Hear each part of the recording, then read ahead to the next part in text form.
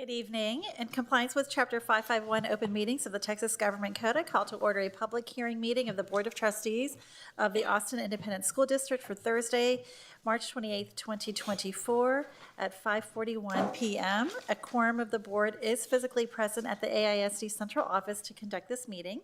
This meeting is streaming live on AISD TV and Apple TV, and it's also being broadcast on cable channel 22 through Spectrum, Astound Broadband, and on channel 99 through AT&T UVerse. Closed captioning in English is available on these platforms for individuals who are deaf or hard of hearing. Welcome, and thank you so much for joining us. So next is an opportunity for the public to share comments with the board, but it looks like we don't have any comments related to our district annual report. Is that correct, Dr. Reach? Okay, so we will just skip along. So next we have a presentation on the Texas Academic Performance Report. So Mr. Segura, would you please introduce the item? Absolutely. Thank you, President Singh and members of the board. Today, I'd like to invite Dr. Jacob Reach, Chief Officer of Governmental Relations and Board Services, to provide the presentation.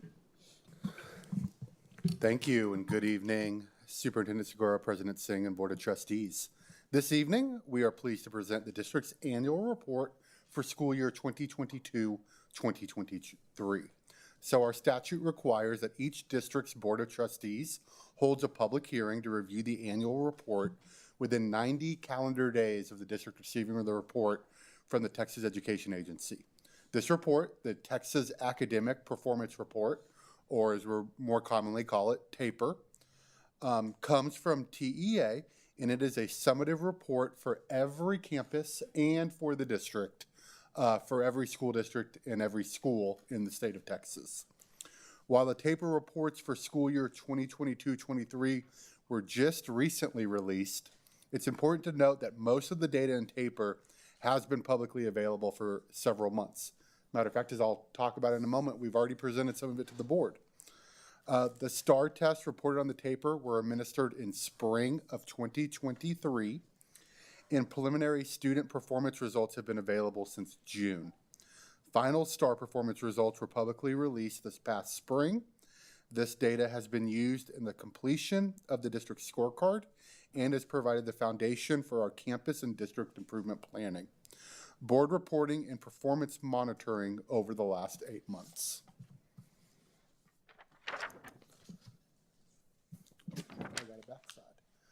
So the overview will provide us a summary of all the components that make up the annual report. And we will put this live on our website. It'll be available to the public. It is already uploaded to Board Docs, but we also post it on our actual website. And so all of these links will be live for anyone who clicks off of there when we get to some of these highlighted ones. The actual report itself is a little over 2,000 pages, because as I mentioned, it includes every TAPER report for every campus. And so what we're providing for you today is a summary of all that information into our annual report. So an annual report includes multiple parts. It includes our accreditation status. It includes the TAPER, our PEIMS financial report, our campus performance objectives. It includes a report over violent or criminal incidences. It includes a report over post-secondary performance. So we will start with the district's accreditation status. So for the 2022-2023 year, Austin ISD is accredited. This current accreditation status started in 2006. Austin ISD has always been accredited, but it is possible for a district to be accredited warned, accredited probation, or not accredited revoked. Our 2022-2023 first rating is A, superior. We actually received a 94 out of 100. Austin ISD typically has been above 91, has had an A in our first rating. And we actually presented this report to the Board of Trustees on December 14th, 2023. So our 2023 accountability rating is currently withheld. We do not have accountability rating from TEA. Accountability was originally scheduled to be provided to districts in August, but then there was a delay from TEA, and it was expected that that would be released in September. Around that same time, about 120 districts filed a lawsuit in state court against the Texas Education Agency with concerns over changes made to the test, delays to the reporting of the test, and also changes to how the test was reviewed. A judge did grant that injunction, and we are still pending a further decision from the appellate court. So currently, we do not have an accountability rating to share, and it is possible that we will not have a 2023 accountability rating overall, and that the state may need to provide a not rated rating, which is similar to what they did in 2020 when COVID hit and we closed unexpectedly. Our last accreditation status is our 2023 special education determination status. We currently are at a needs assistance determination level 2.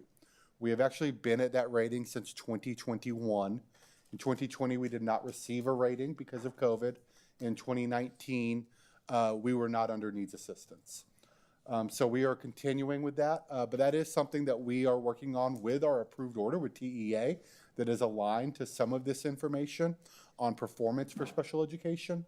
And so we do believe that we should continue progress in our special education determination, which is based off of the results-driven accountability system from the state of Texas, or you may hear people refer to it as RDA. What's the RDA? And that's our results-driven accountability. Based off those results, you get a determination status. So now I'll move into the TAPER, the Texas Academic Performance Report. The Texas Academic Performance Report for the district and for each campus make up the bulk of this district's annual report. The following slides are going to highlight the district's TAPER, and we'll go through these slides somewhat quickly to provide a sample of all the extensive information that's available in the report. So first we'll start with the STAR performance. Much of the TAPER report is related to performance on STAR for students in grade 3 and up. On each assessment, students are assigned a performance level ranging from do not meet grade level to master's grade level. Description of the performance levels are shown here on this slide. In the TAPER report, you will find performance results for each subject area by grade level and by student group for school year 2022-2023 and for the prior year. And that's true even if you go back to earlier TAPER reports, you'll always see the current year and the prior year. The TAPER also includes student and staff demographic information, enrollment, attendance, and graduation rates, and indicators of post-secondary readiness. And we will go through some of these slides. So the first one that I have for you is our attendance rate for the 2022-2021 and 2021-2022. So I'll just mention that I did not mention 2022-23. We have added it to the slide to give a comparison, but attendance is one of those that lags. And so the 2022-23 attendance is not on the 22-23 TAPER. Seems a little different, but that is how TEA reports the data. So we call those lagging indicators. That means that because of the timing issue in the collection of the data and the release of the TAPER, the data that's most recently past school year is for the year prior. So you can kind of see Austin ISD and some of our major student groups. You do see a slight decrease from that 2020-2021. Now, as a reminder, that 2020-2021 school year was the year of mostly virtual learning. And we had different rules for how we take attendance during that virtual year. And so a better comparison, which would not be reflected on the TAPER, would be looking at years prior. And we do know that we are slightly down on attendance overall compared to pre-COVID levels. Our next one is our 4-year state longitudinal graduation rates. Graduation rates are also a lagging indicator. The 4-year longitudinal graduation rate is for the class of 2022, and it was 95.6. This is actually slightly down from the prior year, from about 0.7% down. But overall, it is still a fairly high graduation rate. very high for urban districts, but even higher for most other districts. And as you can see, all except one of our student groups presented here is currently over 90% graduation. And even that one, our emergent bilingual students, is very close at 89.5. Our next chart is our CCMR graduates. So this is the students who achieved college, career, and military readiness. And we are currently at 77.1%. This one is also down slightly, about 3.3 percentage points compared to the previous year. And our different percentages do range. You can see our emergent bilingual on the far right not only had the largest decrease, but they were also at 57%. So we see some of the areas that we have room to focus on, more room to grow and work towards. So college and career military readiness, as you know, is a major component of the student achievement domains for our high schools in measuring the graduates' preparedness for college, for the workforce, or for military. And we'll discuss CCMR in more detail tonight. The next one is a breakdown of our student enrollment. So I've got it two different ways here. On the left, you can see the actual numbers of all of the students based off of our snapshot. And so for that year, we showed 73,198 students. The majority of Austin ISD students are Hispanic at 54.1%, or 39,590 students. We also have about 30% white, 6% African American, and then Asian, which has been growing over the last a couple of years, currently at 4.9%. And the other group that we have that's been growing is two or more, which is currently at 3.9%.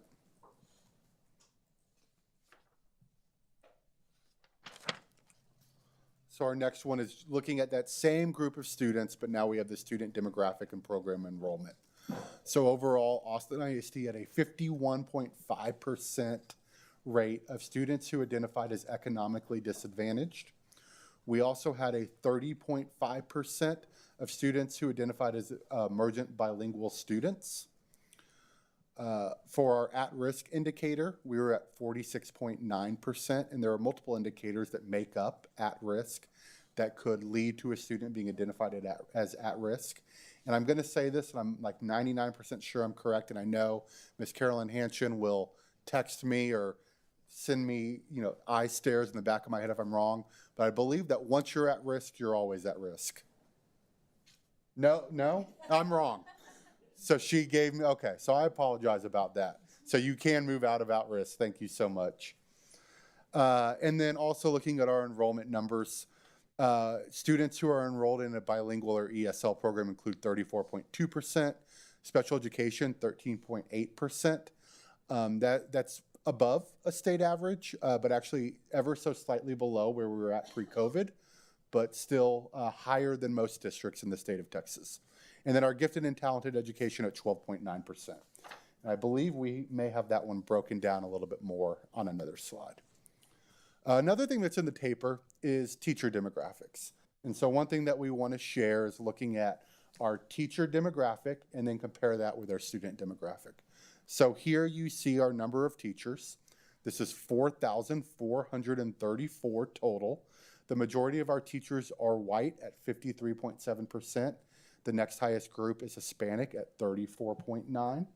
So now I want to move to the next slide. And this is just the combination of both the slides we just looked at. Our students by race and ethnicity and our teachers by race and ethnicity. So you can see where there is a difference between the representation of our staff compared to our students. And then the chart underneath, we tried to give you a comparison between those two. So you can see that the level of representation for Black or African American and American Indian is somewhat equal. Pacific Islander, also very close.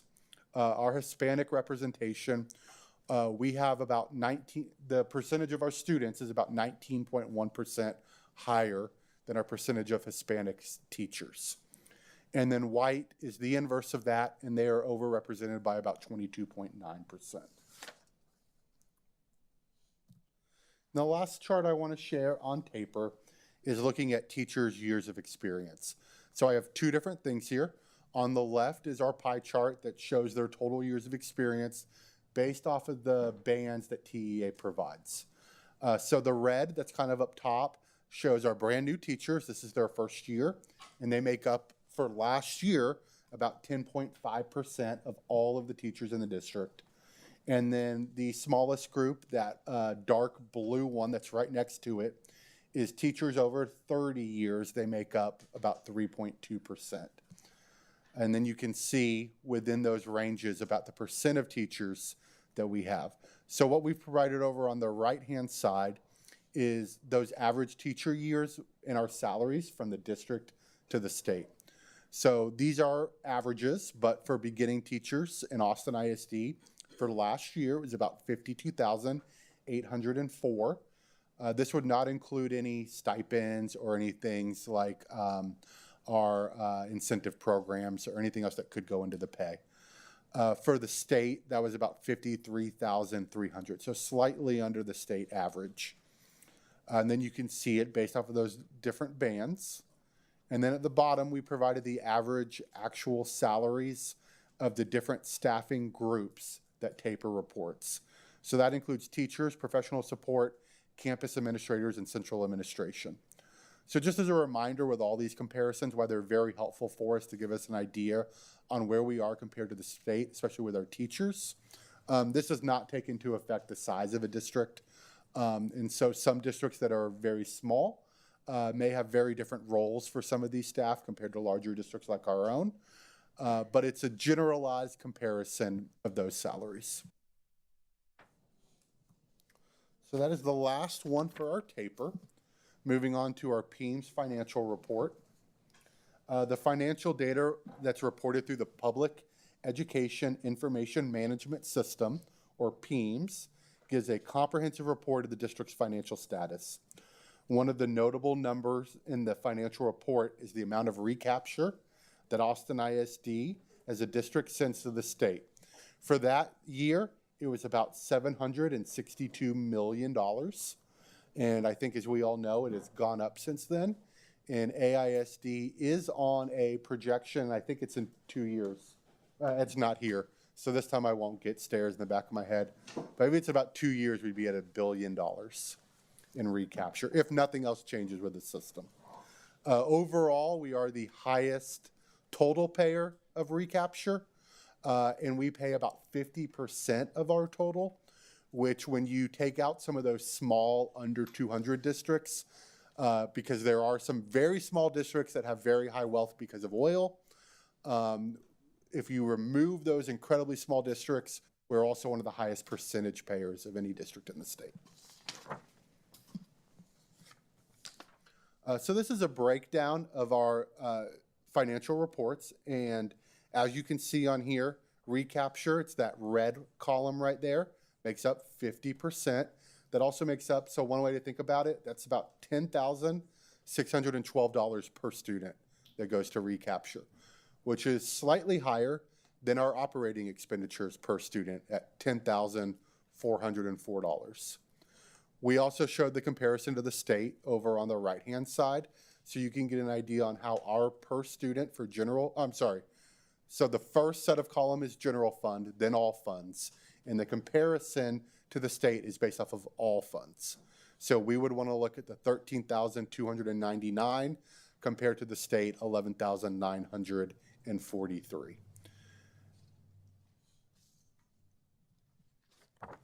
Our next section is the campus performance objectives. Campus performance objectives are based on the district strategic plan, and we have a link directly to our strategic plan on here. It's also based off of our scorecard. This is our old scorecard, but this was the scorecard that was in place for that 22-23 school year. We do have a current scorecard for this semester, and then of course working on a brand new scorecard that would be part of a future report. But what you see here is the scorecard in place during that year. One thing that we have to look at on a scorecard is our progress to meeting HB3 goals. There are really two parts to HB3 goals. Our third grade early learning, which is around both math and reading, and CCMR. So for us, our scorecard goals 2 and 3 address the HB3 goals for literacy and math proficiency. In 21-22 results for goal 2 and 3 did exceed our target in every year in every area except for our goal progress measure 2.1, which was our economically disadvantaged African American students. This slide shows outcomes on goals 4 and 5 by student groups. Additional information for goal 5 is that this one is looking at the CCMR outcome bonus. So it's students who met the criteria of the CCMR outcome bonus, which is actually a more rigorous standard than just looking at CCMR. Achieving college readiness standards used for the accountability purposes, or this is made up by achieving college readiness standards used for accountability purposes on the ACT, the SAT, or the TSIA in high school, and earning an associate's degree by August 31st, immediately following high school graduation, or enrolling at a post-secondary educational institution by the 10th instructional day of the fall semester immediately following high school graduation. Post-secondary enrollment data that we have is pulled from the National Student Clearinghouse, and the outcome bonus the data for the outcome bonus also comes from that.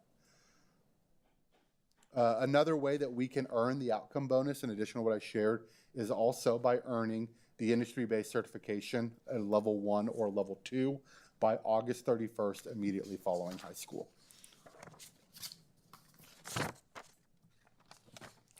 This is our goal 5 broken down, the CCMR goal, our other HB3 goal.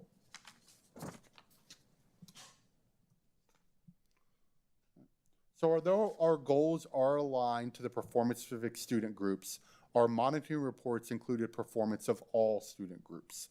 So this slide shows our goal 1 and goal 2 outcomes, again, the third grade by student groups. I'll let us look at that for just a second.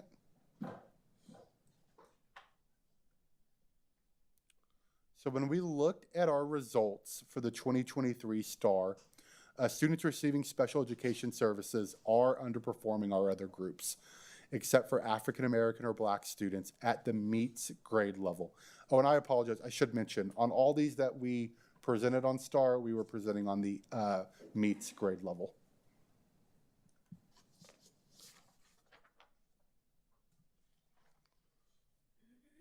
So this is our goal 1 through 3. For third grade STAR, it meets grade level and above by subject. So blue is reading, red is math.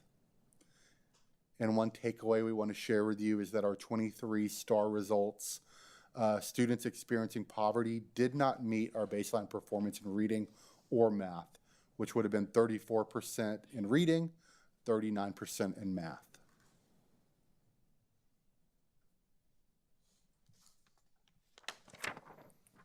The next section of the report is violent or criminal incidents reports. So our TAPER report provides the total number of offenses in the percent of students disciplined. So it is possible that a student has more than one offense and that they are indicated more than once in that left-hand column. Overall, our results did go up, and this is something that we would like to see results go down. We increased about 330 incidences altogether. And on the next slide, we actually have it broken down. I know it's a little hard to see if you're not close to the screen, but to kind of give a summary, the first two columns are drug offense and drug offense students. And that's where we saw the majority of our increases. And so that 330 that I mentioned can mostly be attributed to increase in drug offenses. We do believe, but we do not have research that has proven this, but we believe strongly that this is associated with two things. One, the availability of vapes for students online that they can order, and two, decriminalization of marijuana in other states that sometimes makes it back to our state, even though it is not decriminalized in this state. And that has led to an increase in drug offenses on campus.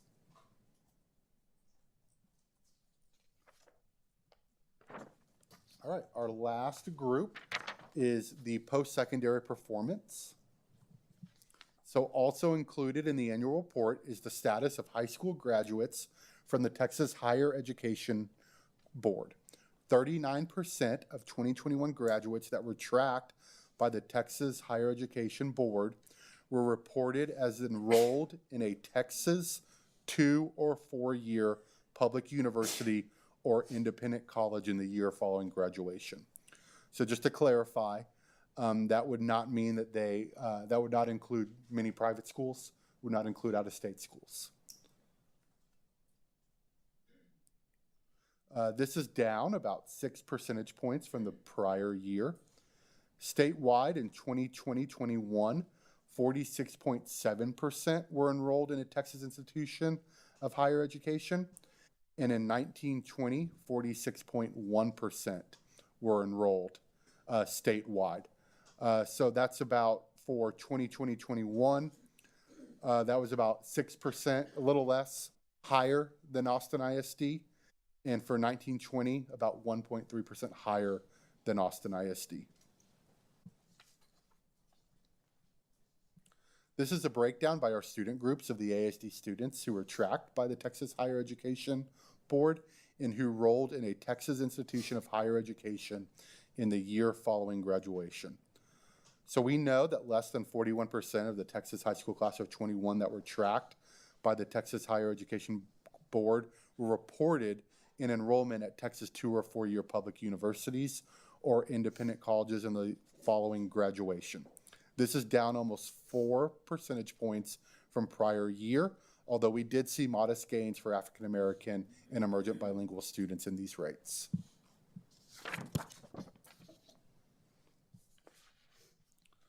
In our last table, this is our Texas Higher Education Board tracking the performance of those students in the year following graduation.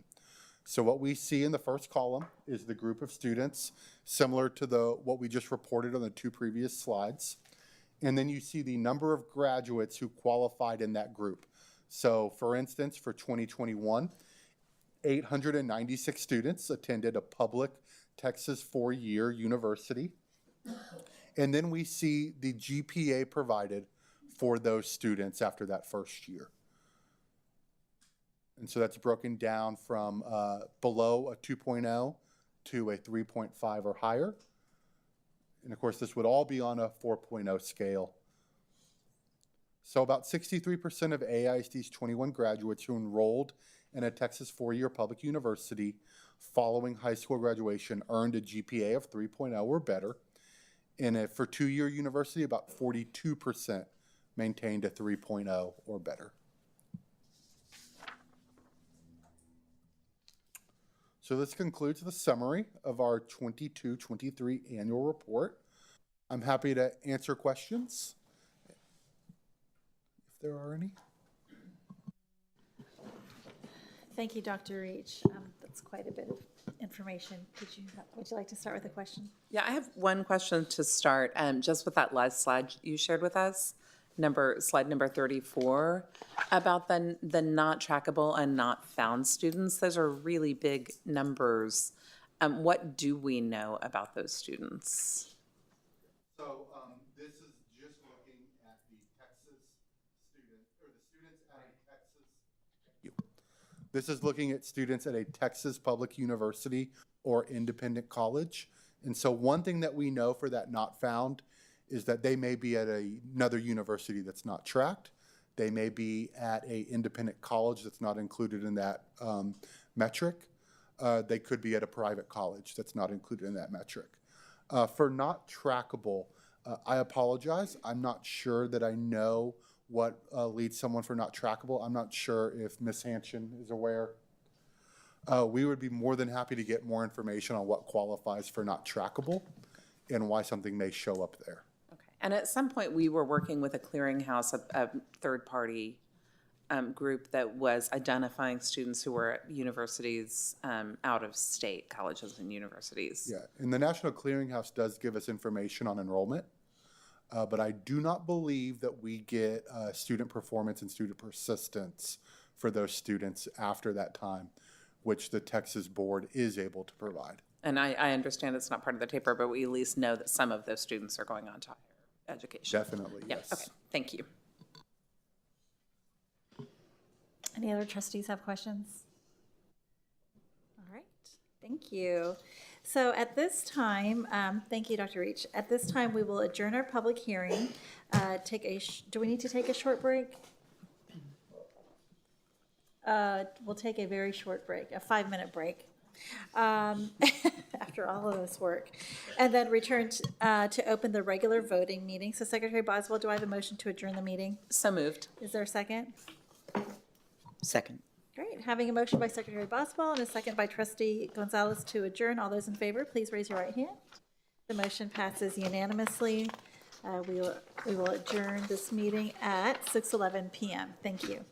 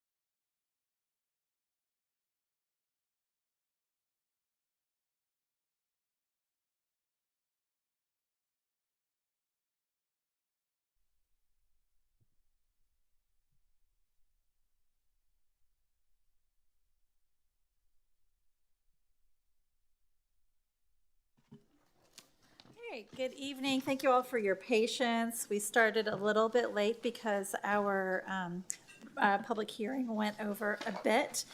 But I will now call the meeting to order in compliance with Chapter 551, Open Meetings of the Texas Government Code.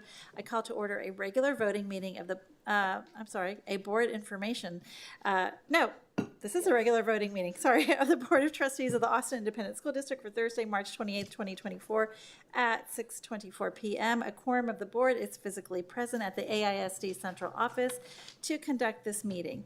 This meeting is streaming live on AISD TV and Apple TV. It's also being broadcast on cable channel 22 through Spectrum, Astound Broadband, and on channel 99 through AT&T UVerse. Closed captioning in English is available on these platforms for individuals who are deaf or hard of hearing. So welcome and thank you very much for joining us.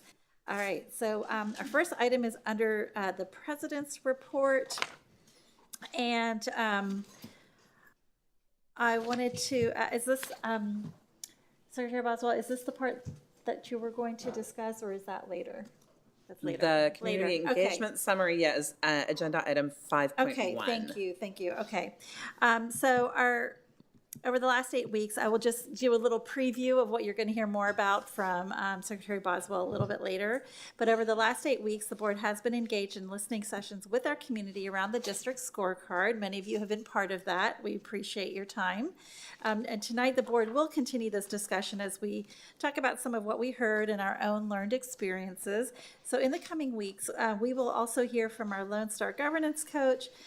She'll provide a summary of feedback from our community sessions along with feedback directly from trustees tonight on what we have heard through our shared work and community engagement work.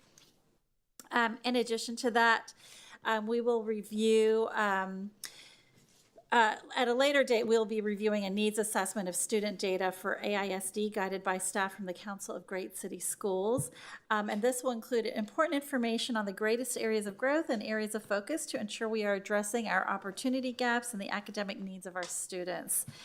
This data will include comparisons to state and federal data where applicable and provide a better understanding of our current context.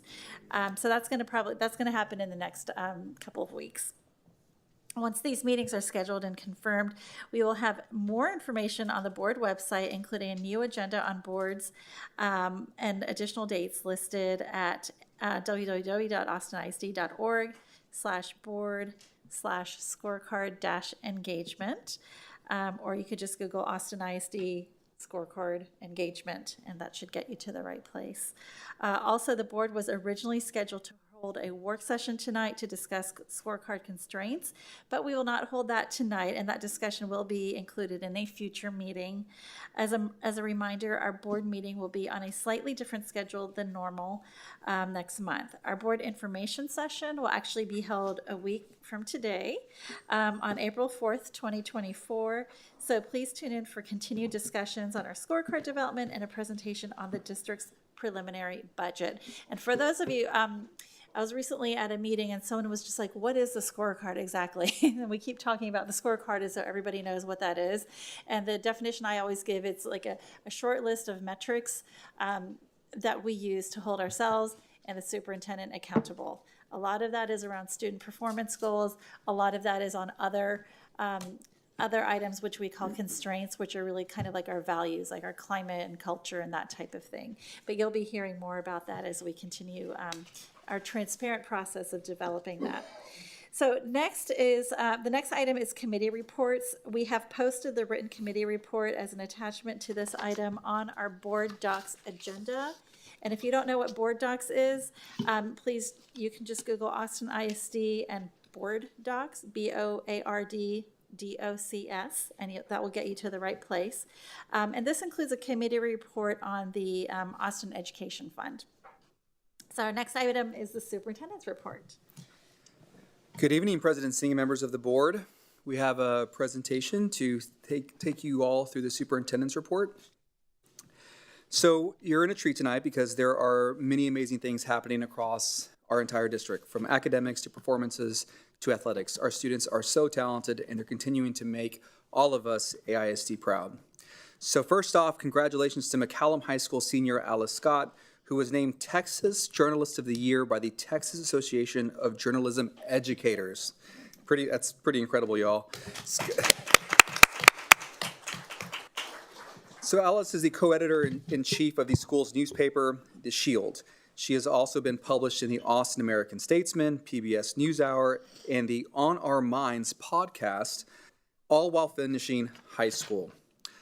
Alice will represent Texas and vie for the title of National Journalist of the Year in April at the nation's largest gathering of scholastic journalists.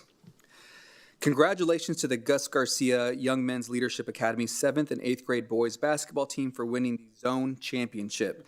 This is the 7th time our 8th grade basketball team has won this title and the 9th time for the 7th graders basketball team. Congratulations to them. The O. Henry Middle School Symphonic Band earned top scores across the board at the latest UIL competition. Congratulations to these incredible student musicians. Our Ann Richards stars are shining on the national stage.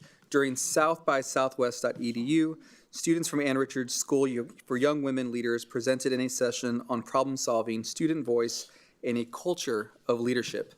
I know I surely wasn't facilitating these types of events during South by Southwest at their age, so just so incredible. And you can see Trustee Kaufman and Trustee Hunter there supporting everybody along the way. So thank you, trustees, for supporting our stars. Next, Burnett's 7th grade basketball team, led by Coach Ron Shelton, finished the regular season winning the Division II North Zone with an undefeated record of 6-0. This is the first time in 10 years that the Burnett boys basketball team won their zone. The team went on to finish second in the 7th grade Division II championship tournament. In addition, Burnett's 7th grade basketball team B went on undefeated with a 5-0 record. In years past, only 55 students out of 800 made up the entire athletics department, both boys and girls. This year, after adding different opportunities, they jumped to 160 students. That's pretty awesome. And looking at numbers for next year, it looks like there'll be near 300 students, 111 girls and 186 boys.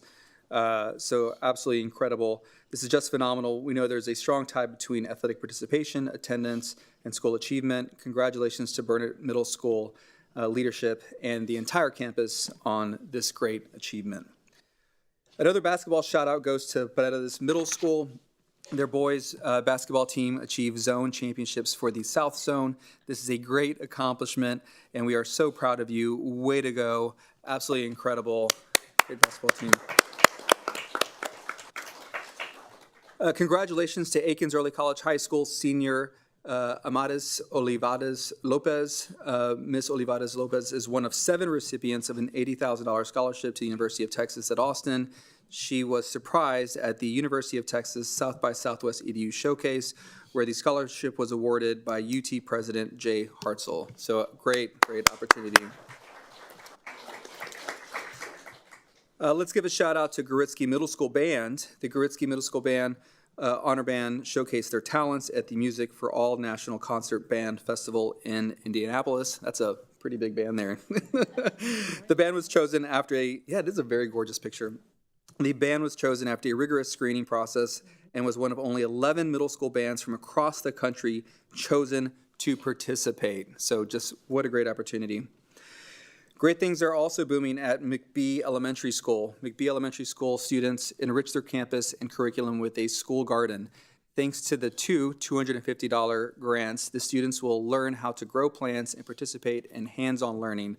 Thank you to McBee teacher Yaeli Chapa Garcia for securing the grant and organizing this learning experience. I love seeing those opportunities out there, enrichment opportunities.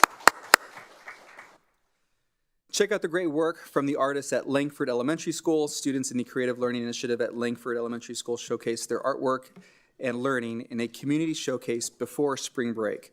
Students expressed their understanding of learning in all subjects throughout art and writing. I love seeing this kind of interdisciplinary learning and action. Magic happens when we tap into our students' creativity. So this is awesome. We always walk into our campuses and we talk about when you walk in and you see things like this, it really responds to the values, the things that we're trying to do as an organization. So just absolutely excited about what they got going on over there at Langford Elementary School. Congratulations to Keeling Middle School first LEGO League teams. The Power Hornets, the Crimson Coders, and the Keeling Cardinals competed with 36 teams in the regional competition.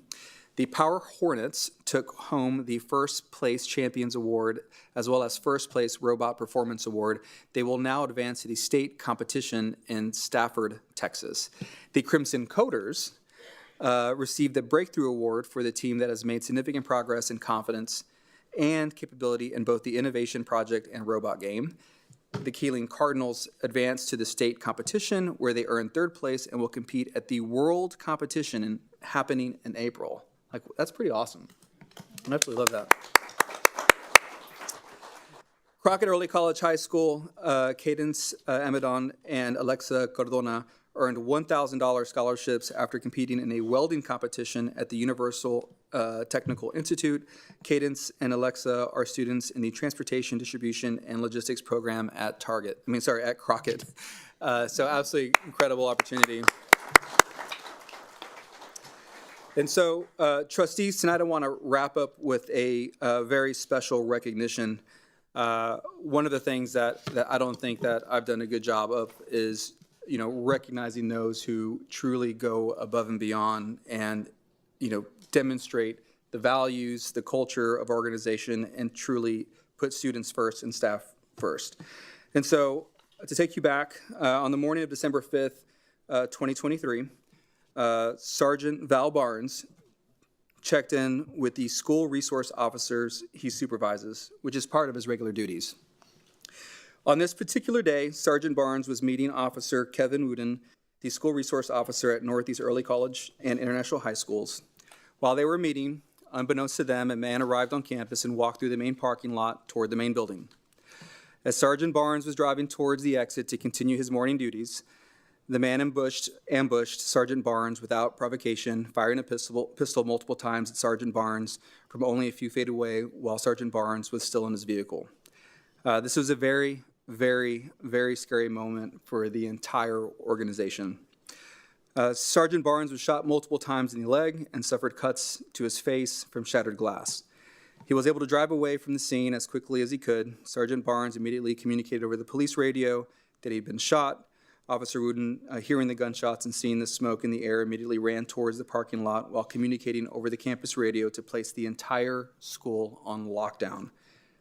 During this day, the entire system began to respond to this incident, and as many of y'all know, it continued on throughout the day. Campus administration and staff relied on their training and responded accordingly, doing everything they could to ensure their students were safe. Sergeant Barnes was able to drive himself to an EMS station directly behind the school, and while providing updates over the police radio to the officers responding to assist. Other Austin ISD officers soon arrived and helped apply tourniquets to Sergeant Barnes' leg, stopping any potential life-threatening bleeding until EMS could transport him to the hospital. The campus was subsequently locked down for hours. We actually went through a reunification process at Delco, and we went through the process and were able to go through our protocols and determine that suspect was not inside, and were allowed to move through and continue on with our process. While he was shot in the leg, thankfully Sergeant Barnes did not sustain any life-threatening injuries. Sergeant Barnes returned to full duty approximately 45 days later, though I can tell you that he was wanting to go like within 2 weeks. It was ridiculous.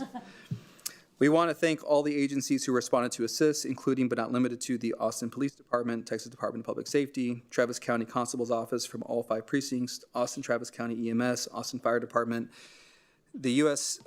Marshal's Office, the Bureau of Alcohol, Tobacco, and Firearms, certainly our Austin Police Department. Sergeant Barnes, could I have you stand up? Sergeant Barnes.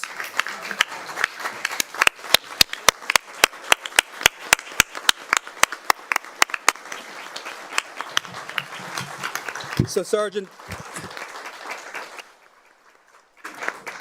Barnes, we want to thank you and I want to share with you the sincere appreciation and gratitude for what you did that day. We want to thank you for being a hero that day and supporting our students. From myself, from our board, from our entire community, thank you, thank you, thank you. He is well known to our community. Students love him. Staff loves him. You've done a lot for AISD, and we just want to just let you know how much we care about you, and thank you for doing what you did. Thank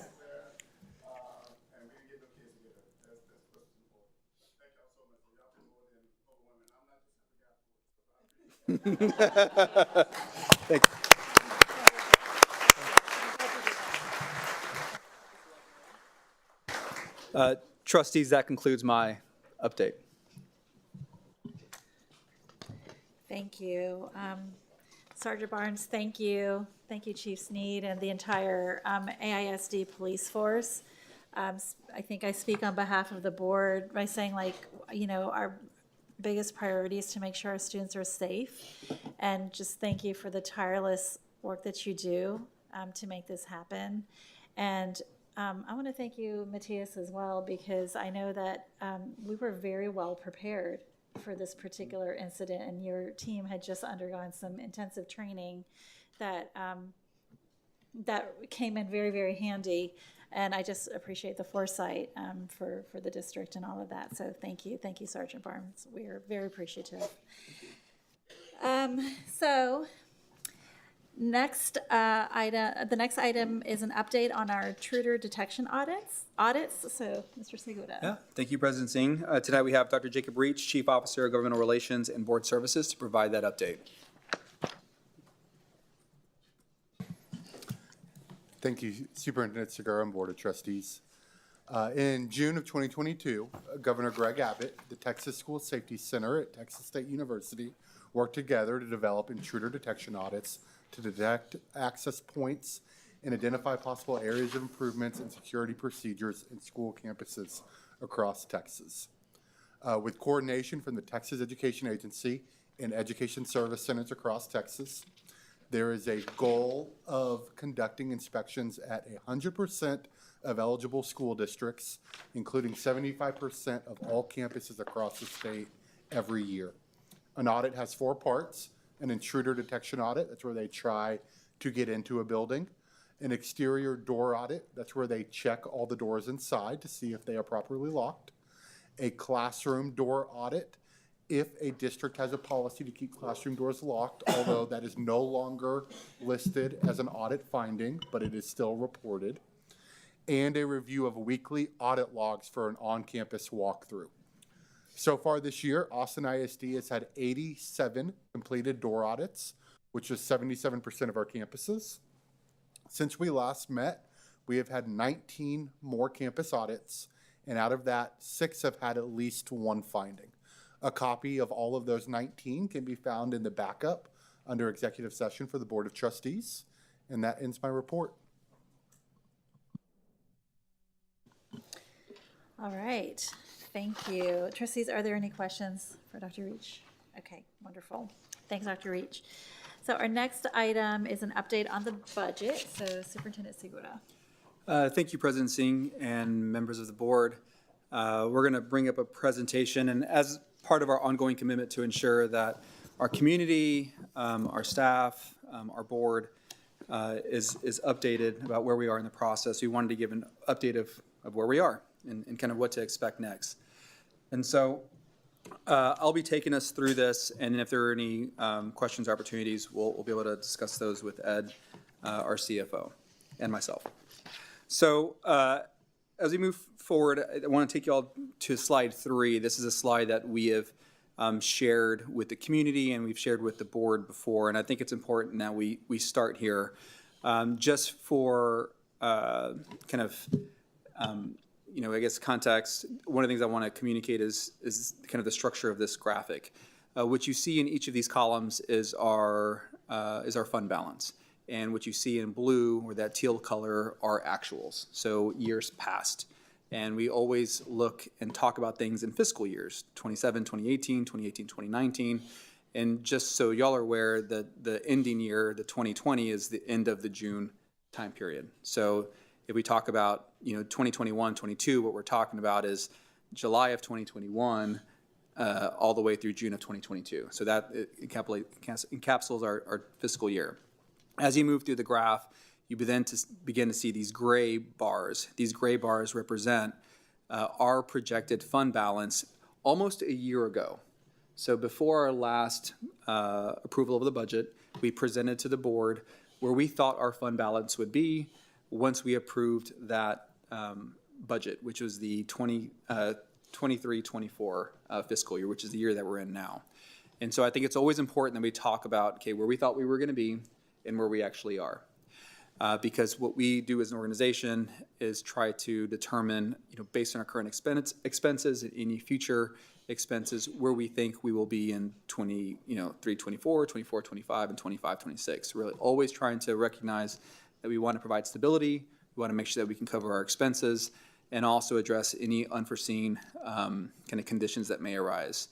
What you see in the middle of the chart, which is the bar column tied to fiscal year 22-23, is two colors on the same graph, on the same column. And what this shows is last year at this time, we thought that we would end the previous fiscal year of 22-23 with a $196 million fund balance.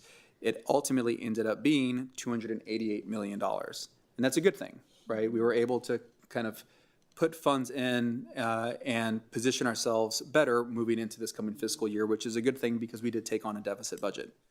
And what you see years after, 23-24, 24-25, and so on, is just a recognition that we did take on a deficit budget. We have made some really aggressive kind of management approaches over the last year to drive that down, but it's something that doesn't go away, right? These are fixed costs that we're talking about.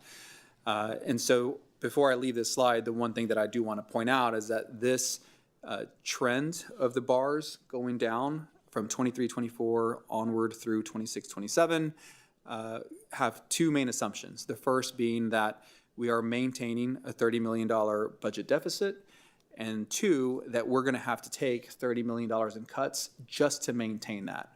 And the reason that's the case is because our fixed costs continue to rise, like we would expect at your house, right? Things are more costly now than they were a year ago, and that is certainly true of insurance. That's certainly true of utility costs, just many things that we as an organization have to manage. So we're constantly moving up. We have to kind of find those cuts, and then at that point we can still maintain the budget deficit. And so the next slide takes this exact same kind of structure. So it's still represented the same way. Each column represents a fund balance, but we did two things. The first thing is we brought in a trend line that shows what a 17.5% fund balance policy would yield, right? So kind of we have the black line, which is a 20%. What you see in the red dash line is a 17.5%.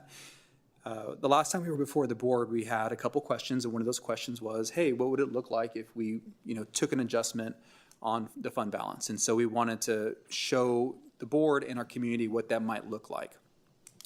The other thing that we are attempting to do in this slide is to communicate that if you take that fund balance reduction, the reason you do it is because you want to take advantage of the available cash that's in that reserve, right? It's like having your savings account versus your checking account. And so one of the things that we've done, and you can see that here highlighted in red, is that we have to kind of split the value of the 2.5% reduction in fund balance and any additional cuts so that we can consider additional cost increases.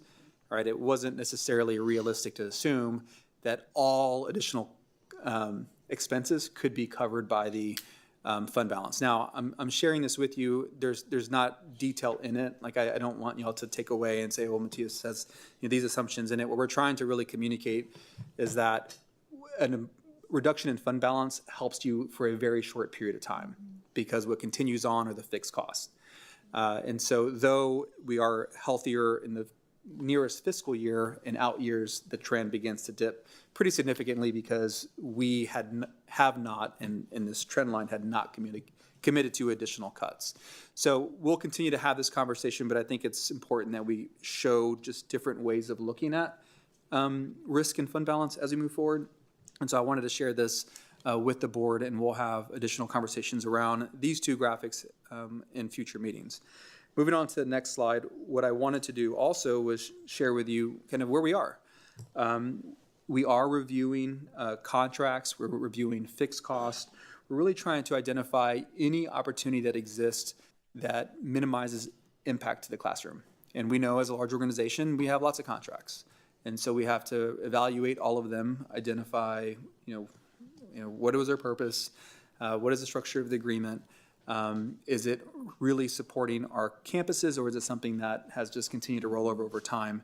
So that when we come to you with a strategy, you can ask us those questions and we can respond about why we think this cost should be considered and maybe why this one should not. The other thing that we've done since the last time we've met is had conversations with our financial advisors to explore different options. I'll continue to provide updates to our principals. We have principal meetings every month, sometimes twice a month, depending on the month itself. But each and every time I get in front of our principals, I give them an update so they understand where we are and can ask questions of the administration, of myself specifically. We've provided an update to APSA, as well as we were able to get in front of the Education Austin Board, just to provide an overview of kind of where we are in the process. So each and every time we come back, we'll share with you kind of other conversations we've had, other inputs, and then be able to provide different strategies moving forward. So another way to look at this, if you move on to the next slide, is other direct costs, right? So we think about the $30 million reduction that we have to do to still maintain the $30 million deficit, right? Because those are the fixed costs that have increased over the course of the last year and will continue to increase every year. So another way to look at it is our other direct costs have to be reduced, as well as any staffing efficiencies and cuts, and those two have to equal $30 million at a minimum, right? Any additional expense will be on top of the $30 million cut. And so we have this graphic here. I will often say ODCs, but I'm trying not to. What I really want to say is other direct costs, those things that are not staff, right? It could be an agreement, it could be something, hardened, it could be equipment, it could be anything, really. So we look at all of those things, and we are going through a process of identifying recommendations as a leadership team. I will tell you that one of the things we're mindful of is, any conversation exploring a potential reduction does have a response to it. And so we're trying to be very mindful about taking things to the board as well as to our community and to staff at the appropriate time, because we recognize any anchoring one way or the other could potentially position us to have to do something. And we really want to make sure that the board and the administration are totally aligned before we agree to any change. The vacancies and cuts, I don't want to kind of hide around the fact that there is not an avenue to get to a $30 million reduction without looking at some cuts locally within central administration. So we are exploring different things. One of the things you've heard me say in the past is, whatever the obligation is or the responsibility is of that position or, combination of position and a department, we need to understand what role that has in the system and what impact it has on the classroom. And we recognize in years past there have been some adjustments, and we really didn't understand kind of what that would mean until it was way too late. So we are going through that process now, and my hope is that in the near future, perhaps as early as the 4th, we can come back to you all with some more detail around that. As we move to the next slide, one of the simplest ways that I think we can talk about this is almost like a balanced equation, right? So we have $30 million fixed costs that have increased. We have any potential conversations around compensation and additional staffing. Like those are all costs that we have to consider. And then all reductions have to be offset by reducing other direct costs or staffing efficiencies. The one thing that I do want to point out is any additional revenue does help kind of offset this, right? So you can kind of look at that as a balanced equation. So if additional revenue is identified, whether it's something we can do locally or even exploring a tax rate election, all of these things kind of help. But the one thing I do want to point out as we move to the next slide is that, this is happening all across the state. I think last time I presented this slide, there was maybe 8 or 9 different points on here. Now it's getting to the point where we can't even fit them. I mean, every school district is really kind of struggling to get through this similar conversation. There was a recent TASBO survey on budget reductions, and I think some of the points here are worth sharing, just so that the board has it and our community has it. I'm going to read them because I think they're powerful. A third of districts reported deficit budgets in 22-23. More than half of the school districts reported deficits in 23-24. So for us, it was 23-24, but some school districts even did it prior. 50% of districts anticipate budget cuts in using fund balance this coming year. 16% of districts anticipate budget cuts with no use of fund balance, which is a very small amount, think about it. 43% of districts anticipate significant budget cuts. That's kind of reflected in the previous slide. 51% of districts planning for salary increases, but will fund out of other cuts, which is kind of pretty familiar, right? We just kind of talked about that balanced equation. And then 33% of district planning not to pay for any compensation increase. We recognize here in Austin that it is very, very costly. We made some investments last year, and I will continue to support things that allow those who serve our students to be able to have a chance of living in the community they serve. But it's the reality that we were in. Some of the cuts that were also gathered as part of the survey: eliminating block scheduling, elimination of certain salary stipends, reductions in central office staffing, and then reductions in campus level staffing. So again, these are not AISDs. These are just ones that we received from TASBO, and wanted to share those with our community, with our staff, and certainly with the board. And so as we move forward, we do have a budget timeline that was presented to the board.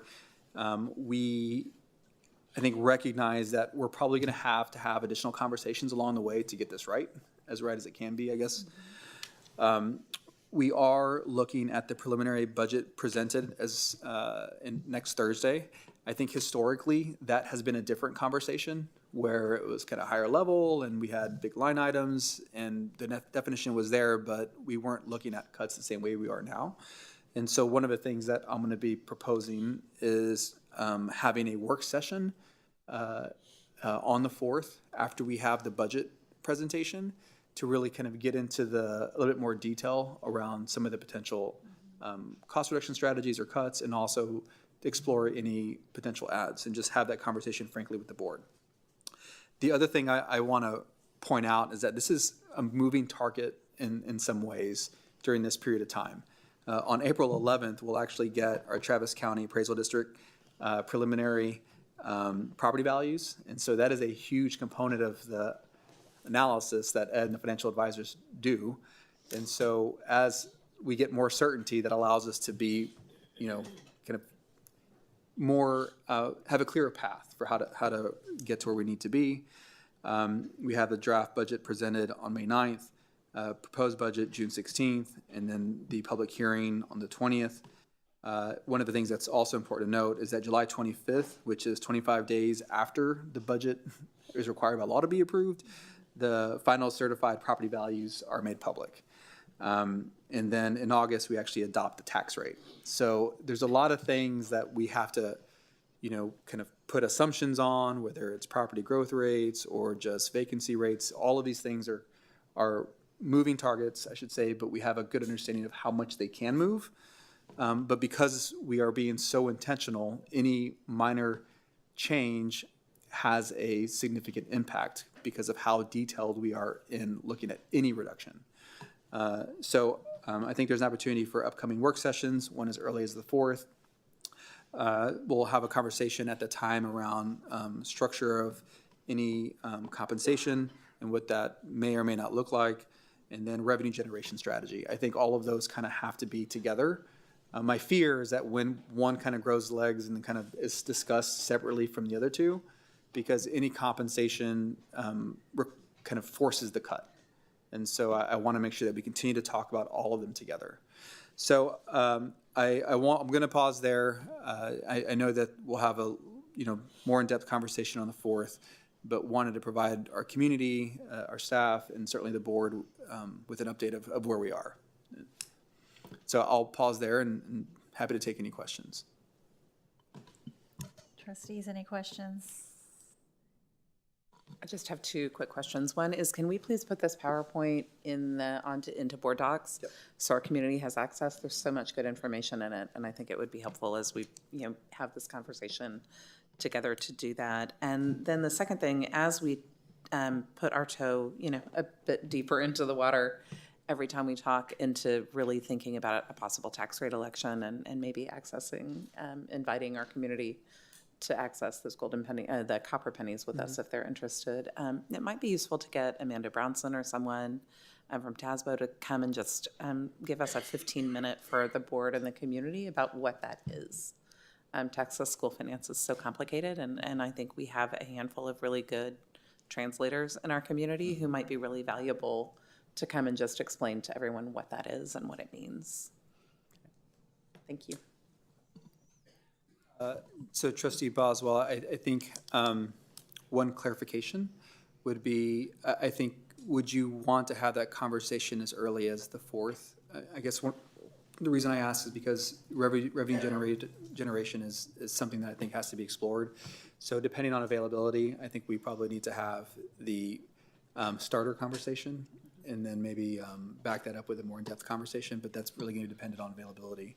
But are you okay with I'm flexible about the when. I don't think it's a now, but I think it's a really complicated topic, and having a good translator in addition to all the expertise we have here would, I think, maybe be valuable. Or maybe it would be it wouldn't even necessarily need to be in a board meeting. It could be a public, a Zoom meeting that we invited our whole community to. I think there are ways to do it. I'll work with Ed and But to bring people along and help just make sure everyone really understands what we're talking about. Okay. Thank you. Trustees, any other questions? All right, I have a couple of questions. One is, do you mind bringing up that beautiful slide with just the graph? It's a beautifully done slide. I think there's a lot of information packed in there. Slide 3. Yes, perfect. Okay, so looking at this, and so just wanted to check my understanding. The red dotted line shows the assumptions for a 17.5% fund balance. And last time we talked about this, the administration was making a recommendation to stay at 20%. And I know the trustees were curious to see, what the projection might look like with the 17.5%. So I just wanted to kind of hear from the administration again, what does this change your recommendation? And also provide an opportunity for trustees to kind of weigh in as well on how they felt about reducing the fund balance if necessary, or would you rather pursue some revenue generation? And if we were to do some, do a tax rate election, how much would that change the scenario? Yeah, so this is, I think this is a great, I love this slide, and I'm right there with you. I think it's a great way to represent a lot of different data. I think that the challenge we have is there are some assumptions on the drawdown regarding fund balance. Because you can technically reduce your policy and not take advantage of it, right? So you could reduce 17.5 and still maintain a $30 million deficit while taking the $30 million cuts. I think the reason we didn't want to model that is because we recognize that one of the only reasons you would take it is because you want to leverage those dollars. And we do know that the 2.5% is about $20 million. And so the other assumption here is that you're going to use some of it, but not all of it, right? So if there's compensation, additional staff, plus the budget, plus the $30 million cuts, some of it is going to be carried by the fund balance. Some of it's going to be covered by additional cuts, which is why here in the red text it says assume $44 million in cuts, and that still maintains a $30 million deficit. Because what's not explicit is that we're assuming you're taking advantage of leveraging the reduced fund balance. So I think for me personally, just having gone through a bond sale earlier in the week and spending time with our financial advisors, I think that 17.5% does create some opportunity, but it kind of only pushes the I don't want to say the can down the road, but it keeps us from like addressing a bigger problem sooner, because it's going to be there in the next fiscal year, and the next fiscal year until those reoccurring costs, those fixed costs really get addressed in a meaningful way, or the state increases, student allotment, or we pursue a tax rate election. And so I think there's like this other piece of it, which is the annual costs associated with all these different moving parts. But generally speaking, I am not really excited about moving away from it if it means that we're also not going to have the harder conversation. Like if both are occurring, then I'm okay. But I think it's really hard to just assume that that's going to help us get all the way through it. Okay. That makes any sense? Yeah, that makes a lot of sense. And then there was another slide, I think it was the next one after this. Yeah. Okay, so this is really helpful to see that you all are looking through, where you might make cuts. And I just wanted to call attention to that one bullet, the impact on student outcomes. All of this work that we're doing is to make sure that our students are achieving at high levels academically. And so I really appreciate your calling that out on the slide. And can you tell us a little bit about the process, thinking about our scorecard goals, around, reading by third grade, performing on grade level math by third grade, possibly looking at middle school math, and all the other things that we talk about that we value.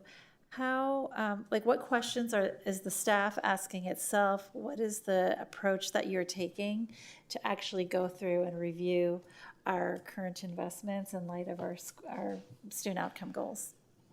Yeah, so the first thing I would say is that because of the number, it's difficult to get into the level of detail where we would be able to analyze all of them at the same level.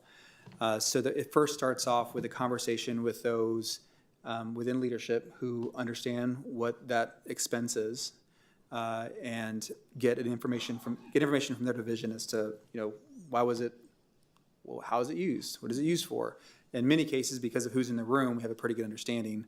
But one of the things that has come up, honestly, is that you may have one type of expense, but it may show itself in 8 different ways across the district.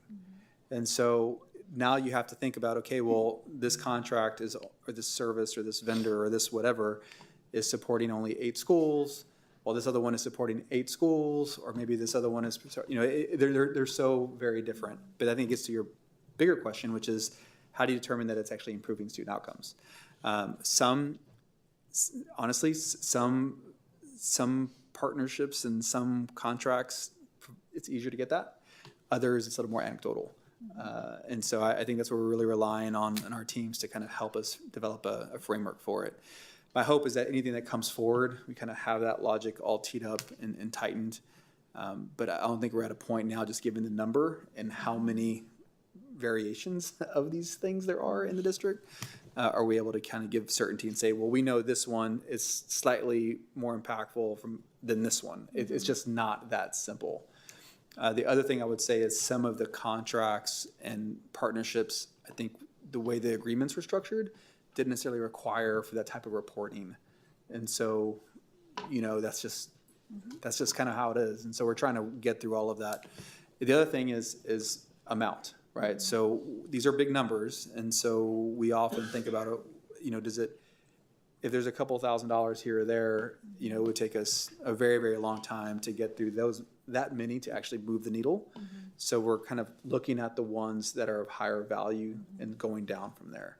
But it's a lot. I'll tell you that, I thought we would be maybe a little bit further along, but the challenges that we have as a team is that we're spending a lot of time. For sure. The team is spending a lot of time trying to provide that detail so that we can have that conversation with you all. I appreciate that, and I appreciate the complexity too. I mean, there are things that we know matter, like school counselors, for example, but you're never going to have a study that says, having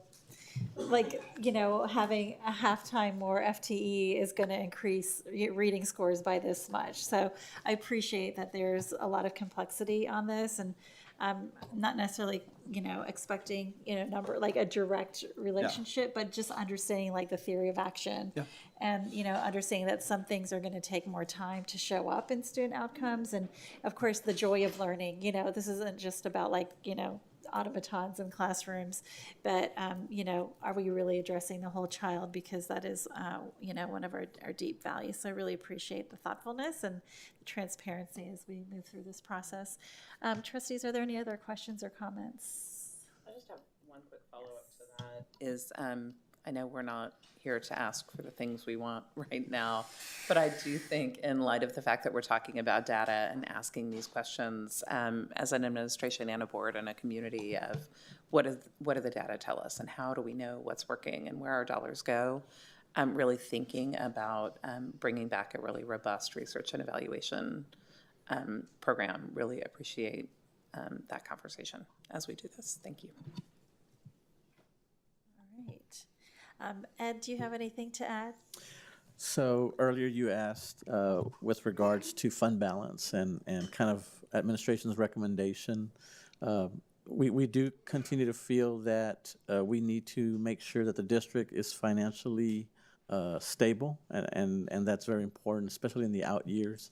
And so that when you look at the fund balance graphs, that would still be our recommendation to keep fund balance at 20%, just because of the impact that we see in the outer years. And also, there's so many uncertainties with the legislative session coming in January of 2025, the impact that enrollment will have in the out years for our budget, and then property values. And so with so many unknowns, we feel it's important to make sure that we maintain that financial stability. Really appreciate that, and appreciate you and your team doing some amazing work. Keep those excellent graphs coming. Yes. Not a question, more thought exercise for our families and for people who are watching. There is no rescue coming. There's no one coming to save us. It's only going to get worse. One of my hobbies is like seeing what other school districts do. I know that's odd, but they're cutting so close to the bone, and we are trying to preserve as much as we can, right? So as we move through this, people are gonna feel some kind of way about whatever we do, right? They're gonna be all in their feelings about this or that or what have you. The point is, just real talk. Right now, we're trying to keep the lights on. And that's how hard this is gonna be. It's a conversation I have with my kids, like, can we go, look, do you want lights or do you want McDonald's? Right? It's a little joke, I tell them, if you have McDonald's money. But that's where we are right now, and there's no more. And if you read any sort of newspaper right now, we are not done with this voucher fight. And that's gonna split the pie even more. So just know that what we are doing is not like, well, if we do this, this will fix that. Like our superintendent said, there's so much. And so just as we move through this process, to just know that we're fighting for public schools. I keep literally keeping the doors open and the lights on. Thank you. Thank you, Trustee Hunter. Anyone else? All right.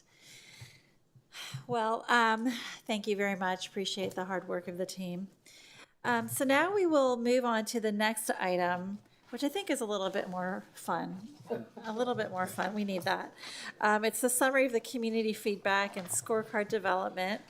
So I believe Ashley Paz, our Lone Star governance coach, might be joining us via Zoom as a resource. I don't think Ashley is presenting today, but I appreciate her being here and always being so accessible to us. I would also like to thank all the trustees for taking part in these community engagement and outreach sessions, and thank every single student, staff, and family member, community members as well, who were able to come out to our events and share your lived experience and issues that are important to our students. I want to give a special shout out to Secretary Boswell, Trustee Gonzalez, and Trustee Zapata for working with the staff and with Ashley Paz on preparation for the engagement. That was a really, really heavy lift, and you guys did a great job. So at this point, I would like to ask if Secretary Boswell can share a report on the work.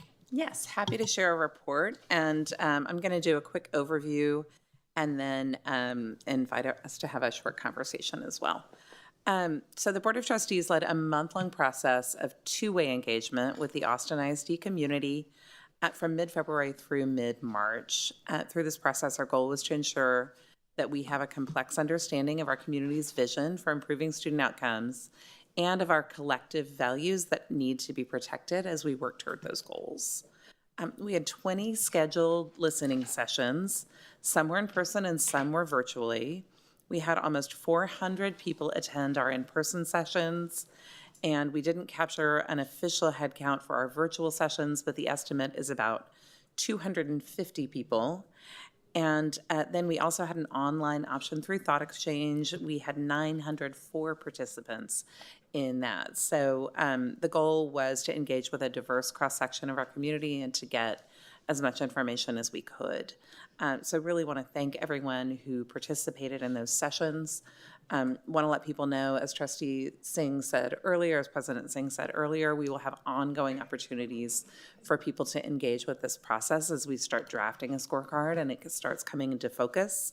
We really want to hear from the community as that process goes on. Are we translating what we heard? Do you think we're translating that to our scorecard in ways that honor what we were told during that process?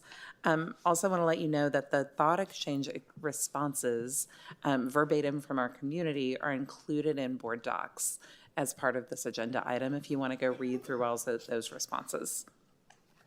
So we'll talk a little bit about preliminary results. But before we get to that, I'd like to open the floor to everybody here to share just what you heard when you were out in the community, what people shared, what themes you may have heard from people, and what did people have to say that stood out. And I want to share, before we do that, what the 5 questions were asked that were asked in those sessions were. The first is, how should we be able to describe a graduate of Austin ISD? Second was, what do students need to know or be able to do during their time in Austin ISD? Third question, what does educational equity mean to you and how will we know if it's happening? The fourth is, what should Austin ISD not do or stop doing as we pursue improved outcomes for students? That really is looking toward values that we protect, that question. And then the final one is, what do you think is currently going well in Austin ISD? So I'd love to hear from my colleagues about what you heard from the community as you were out listening.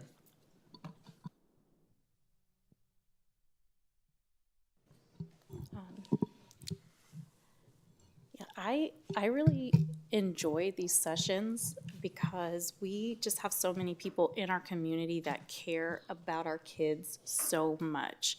And I know it was really hard for people to come to this. So we had teachers on their lunch breaks coming in, and parents were like, well, I have a PTA meeting tonight, but I want to make sure I go to this because this is so important between my jobs. And I was just so thankful for that. And we really learned that they just have such high aspirations for our students that are beyond any of these measures that are going to show up on a scorecard. And so really thinking how we can reflect those values and making sure we're giving our kids and our community everything they deserve. Thank you. Anyone else? I'll share. I like this little switcheroo. It's nice.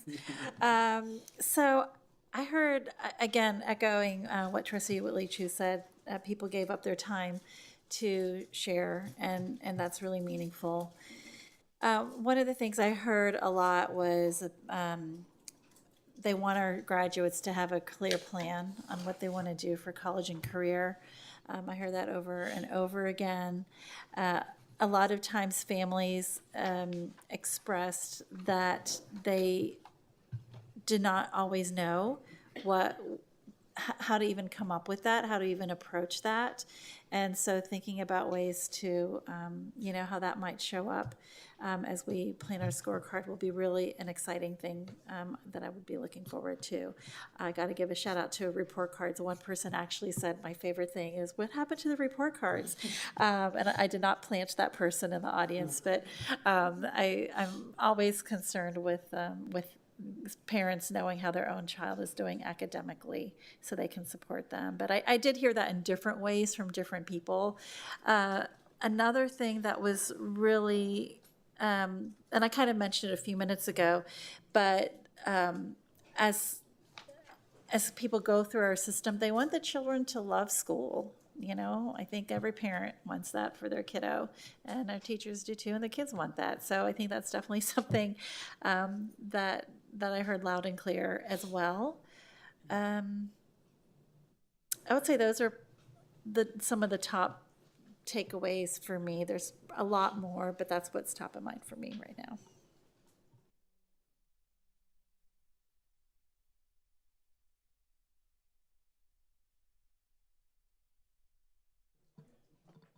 Sorry, I thought we were going down the line, but I was confused.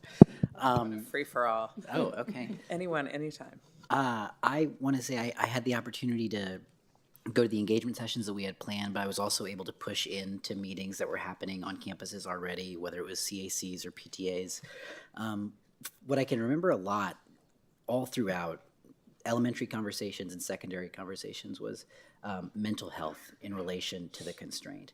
And also just, I guess, a confusion about what the constraints signified and what they could look like, and a lot of wheels spinning once we got clarity about what the possibilities could be for constraints.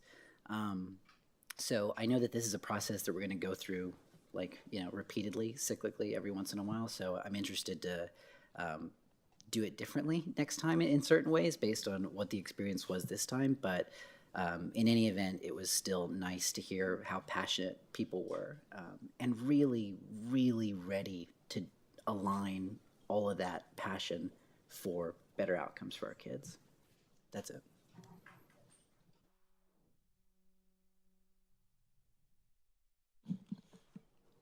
I found instructive, I think it's question number 4. What should AISD stop doing, or I can't remember the question exactly. Do differently. Yeah, I think that, the other questions were pulling hen's teeth, but really got some good feedback on that question. And I think that's going to be helpful for the administration and for the board. I think that's the question that really gets at people's values, what they really want, right? People don't always tell you what you should do, right? Because they don't really know, but they know what they don't want to see. And I think that was helpful. Anyone else? Yeah. And I would just echo the passion that our community has. People show up because people really, really care. And they care about our students, and they care about the educators who support our students, and they care about our district. And I think people have big faith that, people have eyes wide open about what we're doing well and what we're not, but also big faith that we can address some of the things and really be even better than we are. And that's exciting. It's exciting to tap into that. And I think just the expertise that our families have. Our families are experts in what they want in our schools and what we want for our kids. And we need to honor that every day on every campus, and the board as well. So really appreciate everyone who showed up to share what matters to them. All right, thank you, Secretary Boswell, appreciate that. So we will move on now to public testimony for items on the consent agenda. Members of the public wishing to participate in the public testimony portion of our meeting called a dedicated AISD phone line in advance of the meeting to sign up to speak in person or to audio record their remarks. Tonight we have 2 people who signed up to speak in person, and we have 1 who left a recorded message. Thank you all for your patience. We will now move to the in-person testimony. So in order to provide as many opportunities for input as possible, each speaker will be allotted 1 minute. Callers who signed up to speak in person are welcome to come to the microphone when their name is called. When you come to the microphone, there will be a device that lights up as you move through your 1 minute of allotted time. And when the buzzer sounds, please make a final thought in one sentence. So our in-person speakers for tonight are Luis Malfaro and Gabriel Estrada. So hello. And so we'll first start with Mr. Malfaro.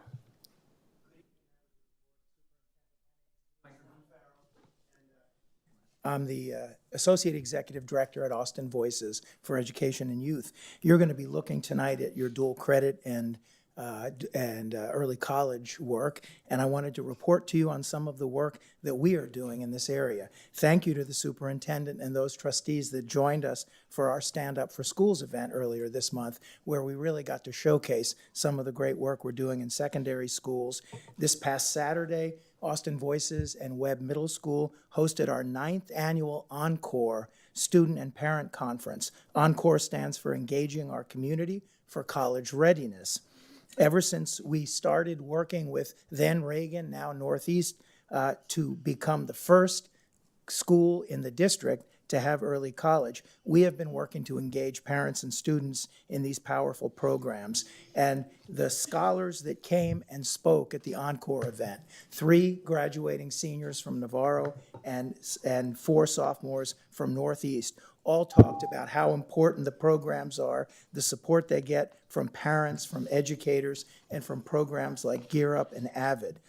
Austin Voices is laying a foundation for continuing to do this work, and we look forward to continuing to partner with the district as you seek to boost the number of students that are taking advantage of these great programs. Thank you. Thank you. Next, we have Gabriel Estrada. All right. Can you hear me? All right. Good evening. Thanks, y'all. First of all, the work that you do, fantastic, every single day. And I just want to reiterate what Lewis has just said. The work that we're all trying to do is partner with AISD. And some of the things we want to invite you to. Coming up next Saturday, April 6th, STEAM Festival at Martin Middle School. It's our 8th annual. We're celebrating the Eastside Vertical Team. We're celebrating bringing in folks who want to partner with these students and look at the great things that are happening there. We also want to invite you to Kids Fest and our St. John Unity Fest, as well as St. John Neighborhood Unity Walk on April 20th. Invite you as well. Another great opportunity to celebrate our schools and celebrate the community. We'll feature job fair with support from Workforce Solutions, Goodwill, and Capital Idea, as well as the College and Career Zone, and showcase the programs at Northeast Early College High School and partnerships with ACC. We have Burn It Fiesta on April 27th. And then May 1st, I just want to point this out, we're having a little collaboration with our grant that we have with the Community Schools Grant. Wonderful opportunity to look at what's going on. We're trying to build a mariachi group and coordinating with the University of Incarnate Word in San Antonio. We're actually going to take students down there. So great things happening. Let's make AISD great. All right, thank you so much. So we will now play the recorded message for public testimony, so please listen carefully. Good evening, trustees. My name is London Chamberlain, and I'm a community member and frequent volunteer at Eastside Early College High School. Today I'm addressing Agenda Item 7, Student Achievement and Scorecard Goals. Recently, while talking to a student at Eastside, they mentioned they're enrolled in an engineering class that does not have a teacher. The student told me that they have a permanent substitute, but that they do not learn anything about engineering, and the class is treated as a study hall period. My questions for you are, is it standard practice in Austin ISD to allow students to register for courses that the district doesn't have teachers to fill? If this is not standard practice, what will AISD do to remedy this situation to ensure that this class gets a teacher? Thank you. Bye-bye. All right, so this concludes public testimony. Trustees, are there any questions or clarifications? I would be curious about that last caller, Mr. Segura. I don't know if you have an answer now, but I would be curious to know what the process is if we don't have a teacher to teach a particular course. Well, so if I can follow up specifically about this, I mean, generally, I don't know if you want me to get into. You know. Okay, so, but generally speaking, I can get into provide a detail on this specific. I'll call Principal Bailey and get with just Brandy Hosick. Okay. I appreciate that. Thank you. All right, so thank you, trustees. And as a reminder, please feel free to share any general comments or questions on non-voting items with the board by email at trustees@austinisd.org.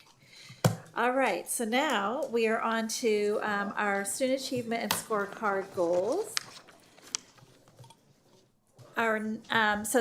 This is part of our commitment to discuss student achievement, and we have a presentation on goal progress measures 3.2 through 3.4. This is related to college career readiness. And before we hear our presentation, we need to confirm that our monitoring report is complete. So does anyone have evidence that the elements of an effective monitoring report are not present?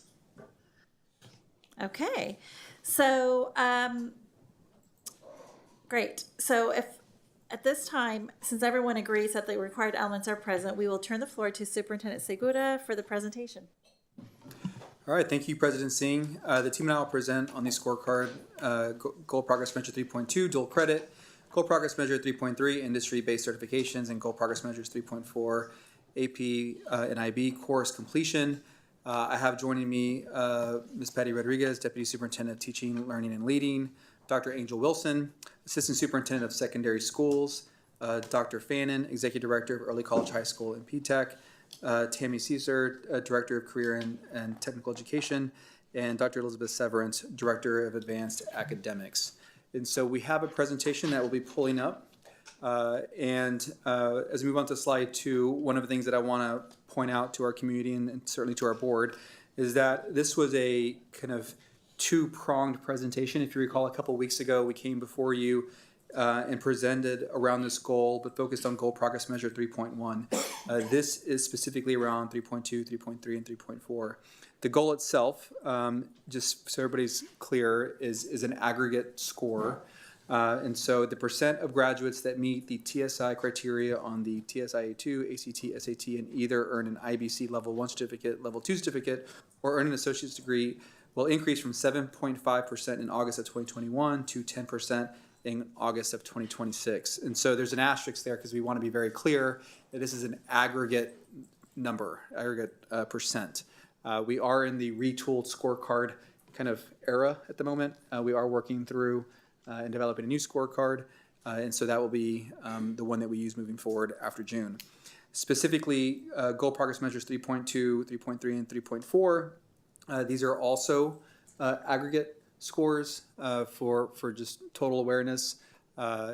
Historically, we've identified different student groups in these categories. We certainly recognize that moving forward, we have some flexibility as long as these represent or are indicators or predictors of the goal itself moving.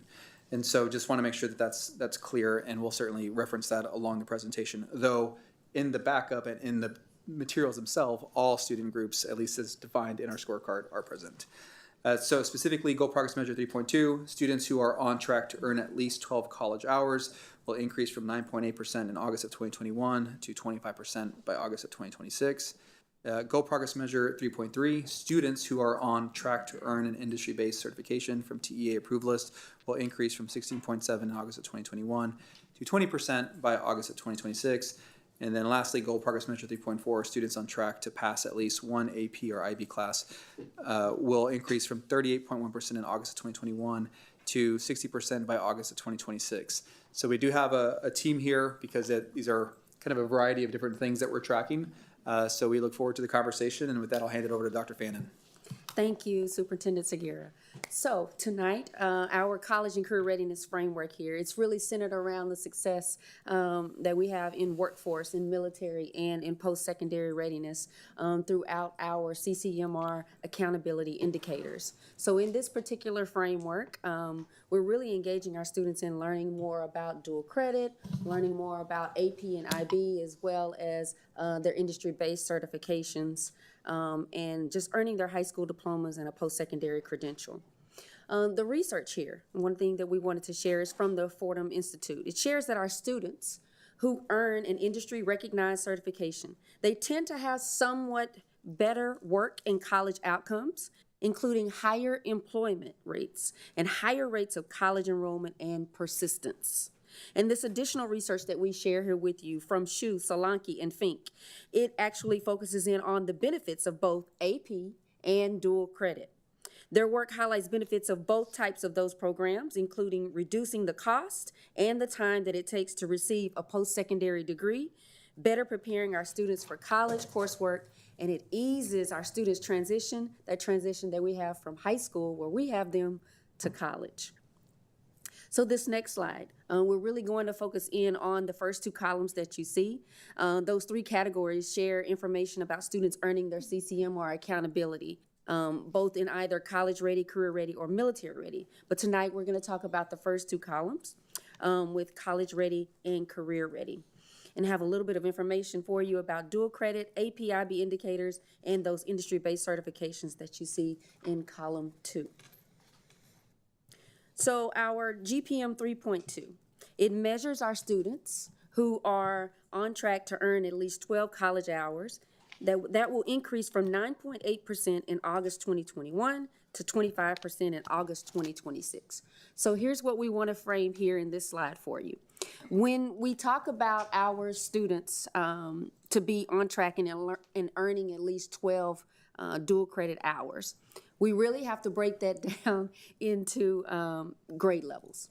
We talk about our 9th graders who should be earning at least 3 hours, our 10th graders who should be earning at least 6 hours, 11th graders should be earning at least 9 hours or more, and our 12th graders should be earning at least 12 hours or more of those college credits. So what you see here on this slide is that our dual credit attainment for our students, that middle column that's highlighted for you, we're at 8.4%. That show us that overall in our district, they're earning at least 12 college hours. And we expect to meet that target goal of 10% for all of our students by the end of the summer 2024. And so that's because the data that you see here, it's actually calculated through the end of the fall semester. So we still have our spring semester students that are currently enrolled, and we have summer 1 and summer 2 that is not shown here in this column that's highlighted for you. So that same trend, it's happening for our economically disadvantaged students at 7% that you'll see here, and our Hispanic economically disadvantaged students at 7.1% to meet that 10% target goal. And so that's what we wanted to highlight on this slide for you. We see that in the pink color, there's still some more work to do for those student groups, and specializing in making sure that we're putting in those strategies to help those student groups be successful and get closer to our goal. And so Ms. Caesar is going to share some more information about the CTE indicators and some more information about earning our industry-based certifications. Thank you, Dr. Fannin. Before we go into the data, I want to take time to explain the CTE indicators connected to the IBCs, or industry-based certification. These indicators are defined by TEA and reflect the student's status in their aligned CTE program of study. As you can see on the slide, a CTE participant is a student who has completed 1 or more CTE courses for less than 2 credits. A CTE concentrator is a student who has completed and passed 2 or more CTE courses in the same program of study. A CTE completer is a student who has completed and passed 3 or more CTE courses for 4 credits within the same program of study. For example, a student completing a health science program of study would take Principles of Health Science in Level 1, Medical Terminology Level 2, Health Science Theory Level 3, and Practicum in Health Science in Level 4. The student would earn the IBC in the Practicum course. Next slide. GPM 3.3, students who are on track to earn an industry-based certification from the TEA approved list will increase from 16.7 in August 2021 to 20% by August 2026. Students who earn an industry-based certification, we call them IBCs, so excuse me, I'll go to IBCs, are normally reported to us by TEA as lagging data and not in real time. For example, certifications earned freshman year would show up 5 years later. In order to establish a leading indicator for GPM 3.3 for the current year, we chose to use the percentage of students in grade 11 and 12 who are identified as being on track to achieve the status of CTE completer. This chart shows the percentage of CTE completers who were reported through PEEMS as CTE completers in school year 2020-21 through 22-23 as defined by TEA, and the percentage considered on track for school year 2023 to 24. The highlighted data represents students currently enrolled in advanced CTE courses who will become CTE completers upon completion of the course. Currently, 13.5% of our students are enrolled in an advanced CTE course, which is 2.5 percentage points away from this year's goal of 16%. We're happy to report higher rates of our students who are identified as economically disadvantaged. Our data is currently showing 14.7% of our economically disadvantaged students are on track to become a CTE completer, which is only 1.3 percentage points away from our goal of 16%. It's important to note that program completion is an indicator within the accountability system. Prior to this year, an IBC could be offered in any course for TEA accountability purpose. Now students must earn an IBC and also complete an aligned program of study to count. In addition, the certifications are more rigorous and they're driven by high-wage, high-demand jobs. Therefore, we're not on track to meet our goal for all students, but we are showing positive trends in the following student groups: students identified as Hispanic, economically disadvantaged, and students receiving special education services. It is possible that the percentages reported tonight could increase if students earn course credits based on year-long averaging at the end of the year. Now, Dr. Sev is going to discuss the impact of advanced academics. Thank you, Tammy. So goal progress 3.4, as mentioned before, has changed like the other goals. So this measures students who are on track to pass at least one advanced placement AP or International Baccalaureate IB course from 38.1% in August 2021 to 60% by August 2026. The preliminary data shown here includes students who have successfully completed an AP or IB course at any point during their high school years and or passed an AP course in the fall of 2023, thus being on track to complete an AP or IB course this year. Our preliminary data show that for AP IB course completion for all students is 42.3%.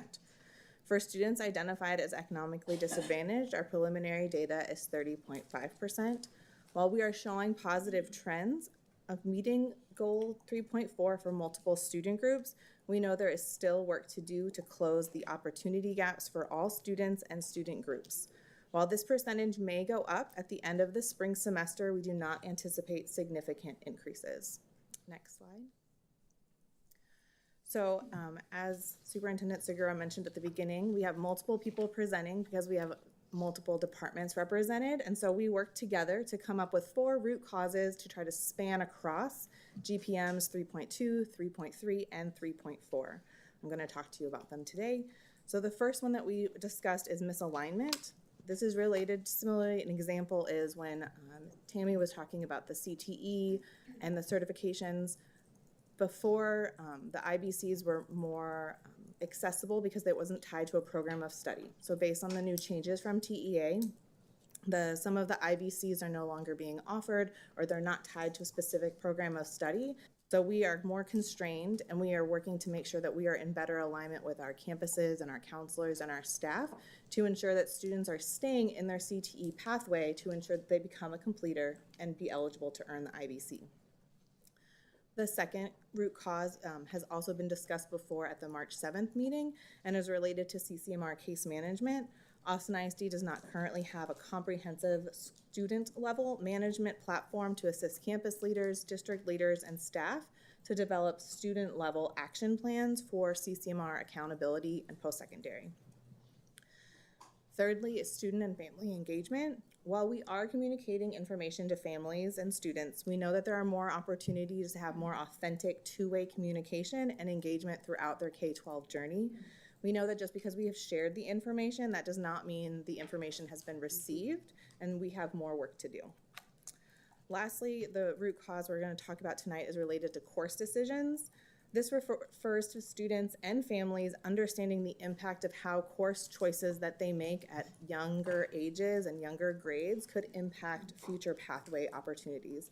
For example, a student staying in a CTE pathway to become a completer, or a fifth grade student choosing accelerated math for sixth grade to become on the algebra pathway, having them be better set up for success in whether early college, high school, or AP courses. We need to deepen our support in helping students and families and stakeholders learn and understand about the benefits associated with these different course options and pathways. And with that, I will now turn it over to Deputy Superintendent Patricia Rodriguez to talk about strategies. Thank you. So Teaching, Learning, and Leading has identified 4 strategies to address our root causes. And when we look at that last icon, it talks about a seamless pathway, and that truly is what our ultimate goal is. We understand that with seamless pathways, our students really have those positive opportunities for their future. So this year, through professional development and through collaboration with our teachers, our counselors, and district level leaders, we've really started to norm our expectations because we knew that that's where we needed to start. And we also had to better understand how the choices we make both at the campus level and also at the district level truly impacts the implementation of our programs. So a really good example of that work was with our universal choice sheets. We recognized, we revamped, because we knew that we were not providing equitable choices and opportunities across the district, and that was not a practice that we knew that was good for kids. So we changed it. We also know that there's a lot of work still to be done with our master schedules. We always want to ensure and encourage our students to pick programs and activities that they're really excited about, but we also don't want them to have to abandon a pathway because it's blocked into a specific schedule. So we will continue to work with our campuses to help them and support them to ensure that they truly are serving their school community and the individual needs of all of our students. So team collaboration has been a really positive result with the reorganization within Teaching, Learning, and Leading. So our departments have truly established a collaborative partnership within the organization. So what does that look like? It looks like CTE, CCMR, Advanced Academics, School Leadership, all coming together to share their practices and the systems that they are implementing across the campus, which means we're not working in isolation, which was a past practice. And we also understand within the sharing of this information, there is not one program that is competing over another program. Instead, we have a common goal to bring to our students seamless pathways and also to make sure that they're getting the utmost opportunities and choices in order for them to be successful. Also, in our collaborations, we've really kind of like had deep discussions about what are some potential barriers. And so we do recognize that there have been some biases and some misconceptions.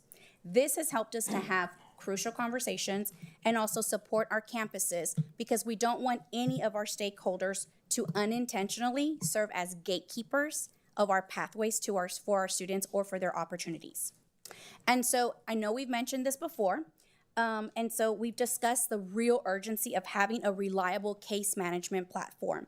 And that platform would truly serve as a preventative measure because it allows our leaders and our campuses to look at real-time data and respond as such in real time and provide that individual support. So in collaboration with technology and Chief Oscar Rodriguez, we've already started those initial discussions and planning so that we can have a successful launch of our platform in August. So as soon as we begin our new school year. And so lastly, I do want to talk about the information that we provide to our communities and to our families. We recognize that that is a partnership that we have to continue, but it's not just about providing information, looking at a video, looking at a pamphlet of choices, right? It's really creating those partnerships with students and giving them the information so that they truly understand about those experiences and the choices that they're about to choose.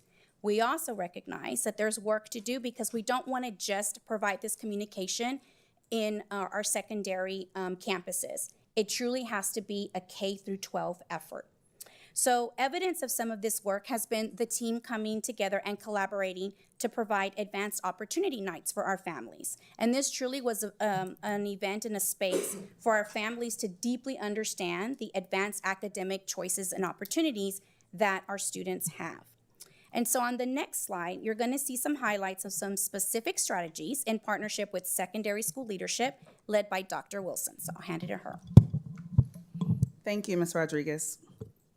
So you will notice some overlap in strategies on this slide that we presented on March 7th because our CTE, CCMR, Advanced Academics, and School Leadership teams are closely aligned in this collaborative work together. For the sake of time, what I will do is highlight those strategies that are specific to the board goals that we are presenting tonight.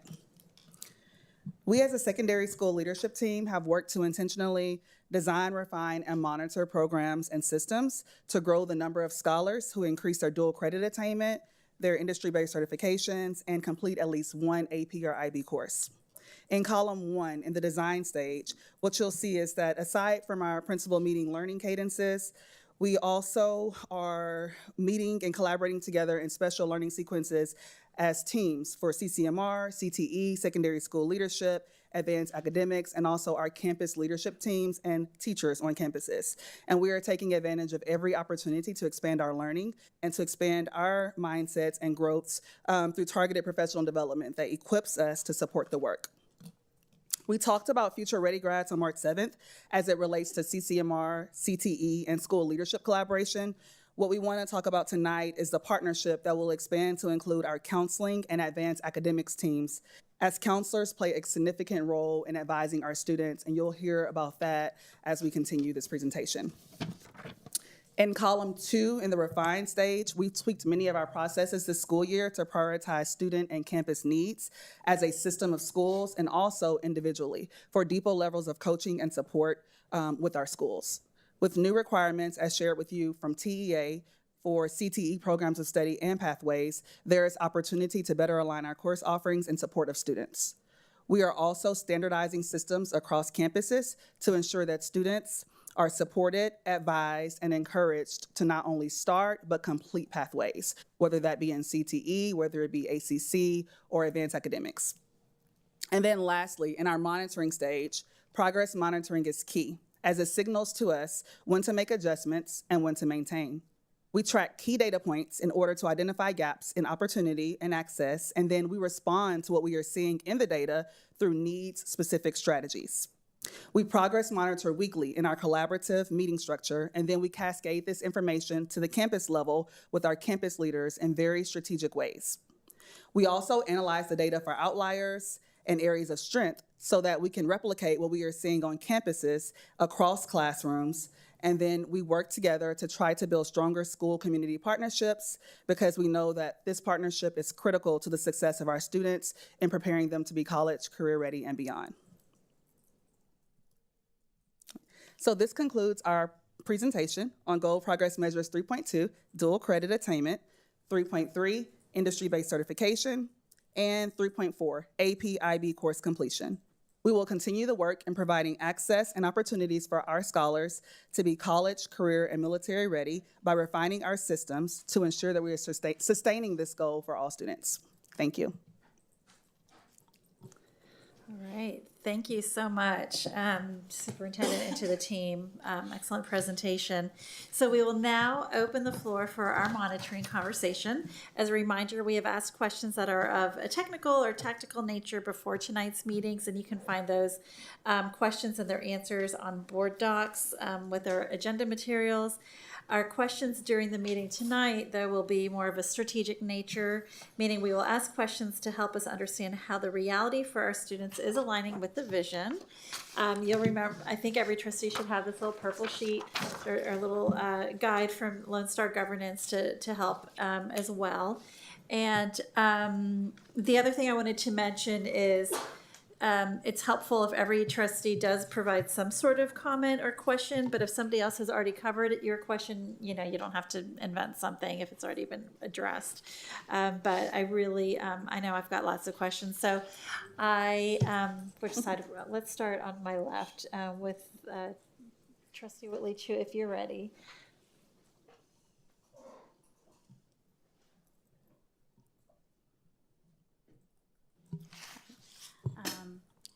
Thank you so much. I wanted to know, where do you feel like our current strengths are that can be built upon with our CCMR data?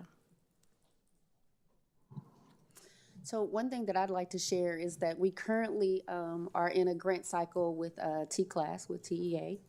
We have 4 wonderful, amazing teachers that are embarking upon their master's degree with the grant that we received. So I feel like that's going to be a great strength for us, especially for dual credit and working with our AP students and IB students as well. Those 4 teachers are engaging upon that master's degree so that they will be able to help give us a heavy lift with entering into that dual credit on our particular campuses. So I think that's going to really open some doors, open up some master scheduling for us so that our students will be able to take those dual credit courses on their campuses. So they'll be able to teach the English 1301, English 1302 classes and so forth through ACC, but being a professor on our campus. So I think that's a strength. Yeah, thank you. That's great Yes, ma'am. to hear. Yeah, I think one thing that we talked about that I think is interesting, it's the kind of collaboration that occurs, between our principals and between our staff. And one of the things that we were talking about earlier today was in the past we've heard about, paying for the AP test can sometimes be a barrier. And so what I've come to understand and what we've heard in the past is, sometimes it's a limiting factor. So what I've really appreciated is the ability for principals to share kind of how they're actually creating the environment for our students to have those opportunities at their own campus. Now, what we've seen is some, principals are leveraging different resources to help offset those costs. But what we know is never want to be a barrier for those that can't afford it. So I think that is a kind of a strength and an opportunity, because what we're trying to do is figure out, where is it working well, and then how can we leverage that to apply it across the system. But really learning from each other, I think, has helped. And we have seen an uptick in that regard as well.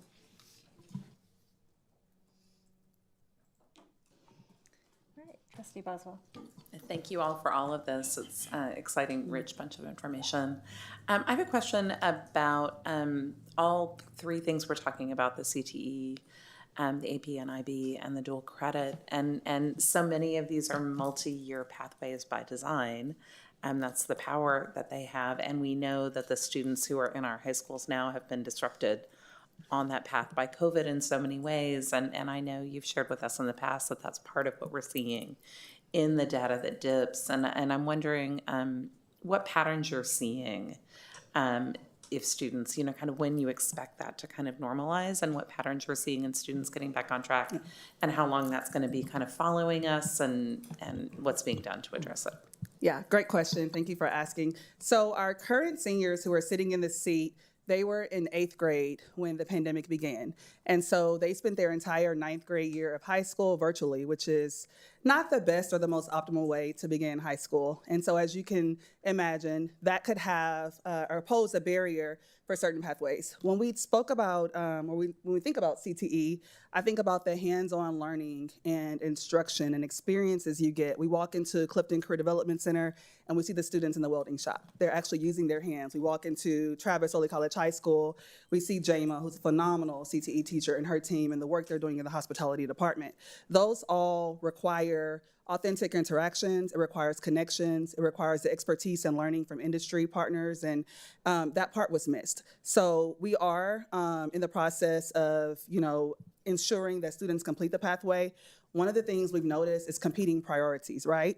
And so when we think about pathways, scheduling, it posed a disruption to the completion of that pathway, which is why we are closely aligning ourselves with the collaborative piece with working with our counselors and our campus administrators in ensuring that when a student comes into their office and they want to take dance, and advanced dance is, only offered at 3rd period, the student will easily ask, hey, can I be removed out of this class? And the counselor or the student or the parent or the campus administrator or everyone may not be aware of how that disrupts the flow of the pathway in ensuring that we get students to completion status. So now in certain departments, and I'll highlight CTE because I've been working closely with Ms. Caesar, and our school leadership executive directors have worked with her team to put a process in place to where there's a specific protocol and action steps that the counselor must take, and that principals, we acclimated them to this process at our principals meeting before a student is removed from a CTE course. So now if a student walks into the office and they ask for a schedule change, it's not as simple as an easy click of the button, but it goes through multiple steps and layers for a checks and balance system. The administrators are a part of that. They sign off on it. They have to contact Ms. Caesar, and then we make sure that if this is a CTE student, we want them to be completers. And I think that collaborative process and the communication is really, really helping us to make very significant gains in ensuring that our students thrive. And for clarification purposes, that was not here 2 years ago. No, Okay, it was just- not here I knew that. I just wanted to make sure that was 6 months ago.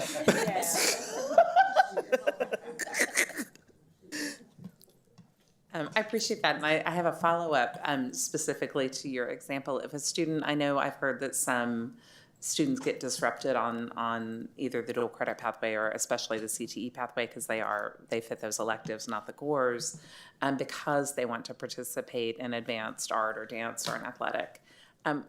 Are we doing things to make sure they are able to do both, that it's not an either or? What are we doing to make sure they have more than one opportunity? So those are very granular conversations that involve campus administrators and the student and teachers. And we have to look at what our students are asking for, and then we have to create that leverage or that space for it to exist, right? So we need real estate on the master schedule in order for that to happen. The choice sheet drives the master schedule, and then the master schedule is what should drive the work. So if we are noticing that we have more interest, I was at Lamar Middle School this week, and Principal Brenner, there's this high interest for digital and visual arts. And so he was speaking to me about how he has to create more course selections and look at teacher offerings and things like that because the kids are busting out of the seams with wanting this. So we have to look at our master schedule. And in the past, we possibly have allowed other competing priorities and interests to drive the master schedule, but it really should be the choice sheet that's doing that driving. And then, of course, we need a workable budget. But we let the choice sheet and the master schedule do the talking for us and what we're seeing. And you'll notice on different campuses, there are different pulses and there are different patterns and there are different pockets of interest. And so the principal has to be in that work. What we've noticed last school year, and we made great strides with our executive director team this year, is coaching the principals around that. Because sometimes the master schedule may have been delegated to a certain person on the team, and that one person is the gatekeeper or maybe the keeper of all knowledge, and that doesn't create a collaborative process in which there's equity of voice and student interest with choice and voice. Thank you. Thanks, that was really interesting. So I have a couple of questions looking at slide 7 at the industry-based certifications. First question is, so as I'm looking at some of this data, I see that first I wanted to double check. My understanding is that could these numbers actually go up by the end of this school year on this slide or no? So only by half of one, by 0.5. Okay. And the reason is because some schools, some classes actually do averages across both semesters. So if they would have not gotten the credit in the first semester, but they average out across both, they would get the credit for both. Sounds good. All right. So I think it's interesting. First of all, I'm kind of excited to see that we went up a little bit for special education. So from last year, 13.9% to this year, 15.2%. So I'd be curious to know a little bit about that. I know it's not like a huge amount more, but it is a little bit of an upward trajectory there. Also interested in hearing a little bit about the Black EcoDis and the Hispanic economically disadvantaged students. Sorry for shortening that, but for those two student groups, could you talk a little bit about if there were places where we saw, like for the 11, I guess for like the 11.6% of Black economically disadvantaged students and the 15.5% of the Hispanic that actually are on track here, what was the strategy that really seemed to help with the success of those students? And what are some of the strategies that maybe were not working that you all are trying to strengthen or reconsider? That's a good question. So some of the strategies at the schools that I've talked to, it was the counseling team, just making them more aware of that CTE had to have completers and kids had to stay in the pathway. So from the department chair and the principal and the whole staff working together kind of to explain those pathways, I think that was one of the strategies that I've seen, just that whole awareness of that, A, it's it's part of accountability, and then B, it's good for kids. And in order for them to have the IBC, they have to stay in the pathway because most of the IBCs are at the 3rd and 4th level. That's helpful. And then does that apply as well to our students who are receiving special education services? Yeah, I think Principal Dishner and the assistant principal there, they do a good job of educating the parents and the students about the pathway. So I think that's attributed a lot to that.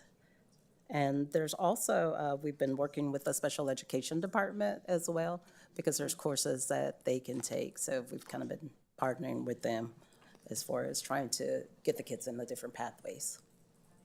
Another question I had was, we see slight declines in several of the categories from last year to this year. For example, with our white students, we went from 14% to 12.4%. Is that because, and similar patterns for many of the other groups, Asian students, I noticed, went from 19% to 8.9%, which is actually a pretty big difference. So can you share a little bit about why maybe we have fewer students that are on track to earn an industry-based certification this year compared to last year? Students have choice, so they could have ACC, dual credit, or AP IB. So what we see is they'll take the first 2 years of CTE, and then they'll concentrate on those dual credit classes.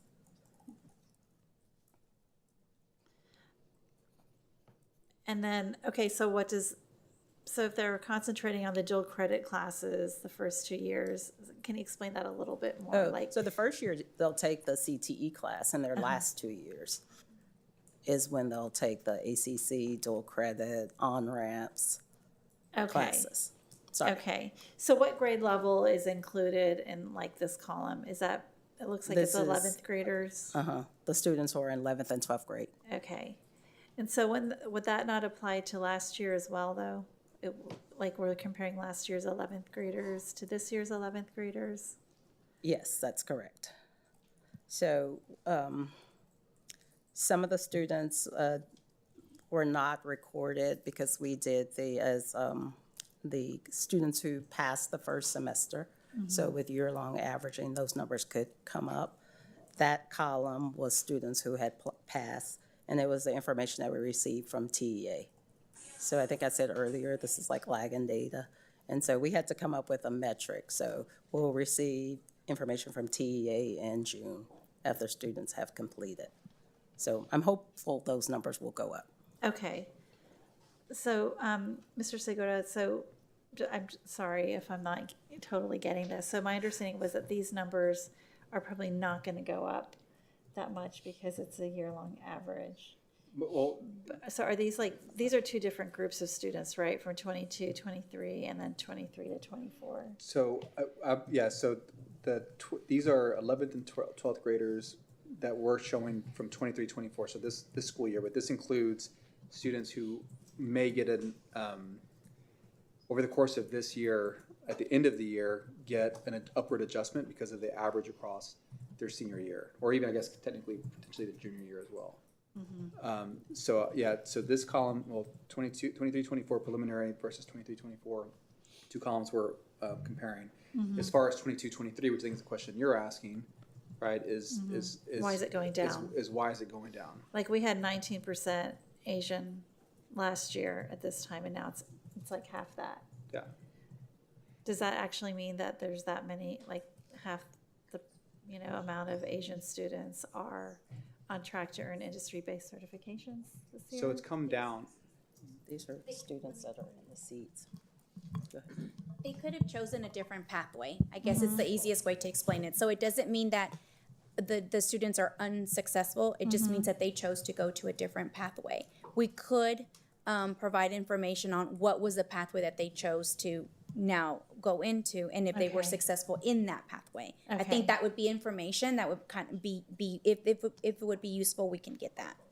So I think when we say 11th and 12th graders on track to become CTE completers, going to the definition of a completer, right? A student who has completed past 3 or more CTE courses for 4 credits within the same program of study, right? So I think one of the things that we need clarity on is, previous years, and I think this is where Tammy was saying, like, there's been some adjustments in the calculation. And so I think we just need to be very clear as to, how we're tracking each of these, columns year by year. And that's one of the reasons we added completer at the beginning of this presentation, to be clear what this column was. Got it. Okay, I think that's helpful. And then I think my understanding as well is recently didn't TEA narrow the number of courses that would actually qualify? So it's actually harder.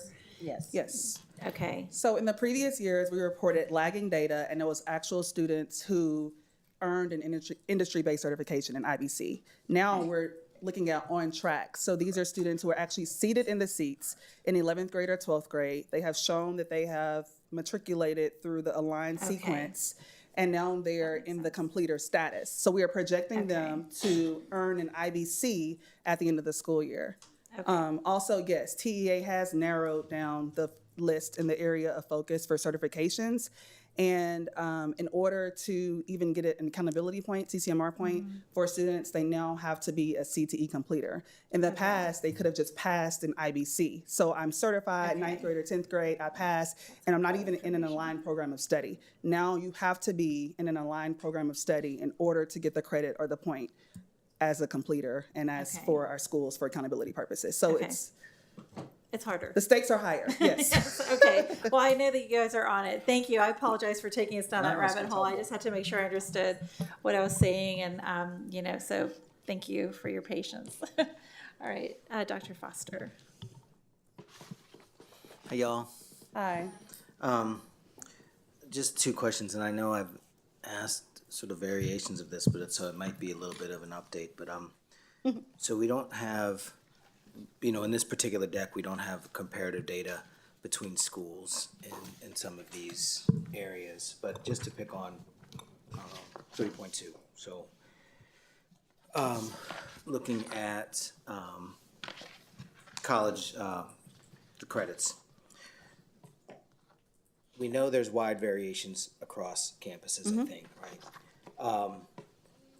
And we've talked a little bit about that before, so I'm curious, sort of by way of update, what have we learned or what are we doing to at least bring up those lagging campuses? Or is that found to be somehow an irrelevant conversation because of the specificity of the particular campus? If that question makes sense. Yeah. So one thing that we saw with that trending data is we have some outlier campuses like Navarro. I'll take Navarro, for instance. One thing that Principal Stephen Coven did was he created a college transitions class that he's been having. Those students who were not TSI ready to begin their freshman year taking that dual credit course, because that's an early college high school, you have the opportunity to do that in 9th and 10th grade to begin your college journey. In our memorandum of understanding with ACC, on our comprehensive campuses, that's not the case. So when you look at that data, what you'll see is from 9th through 12th grade, our 9th and 10th graders are able to start their college journey at our early college high schools. At our comprehensive high schools, they're starting their journey in 11th and 12th grade.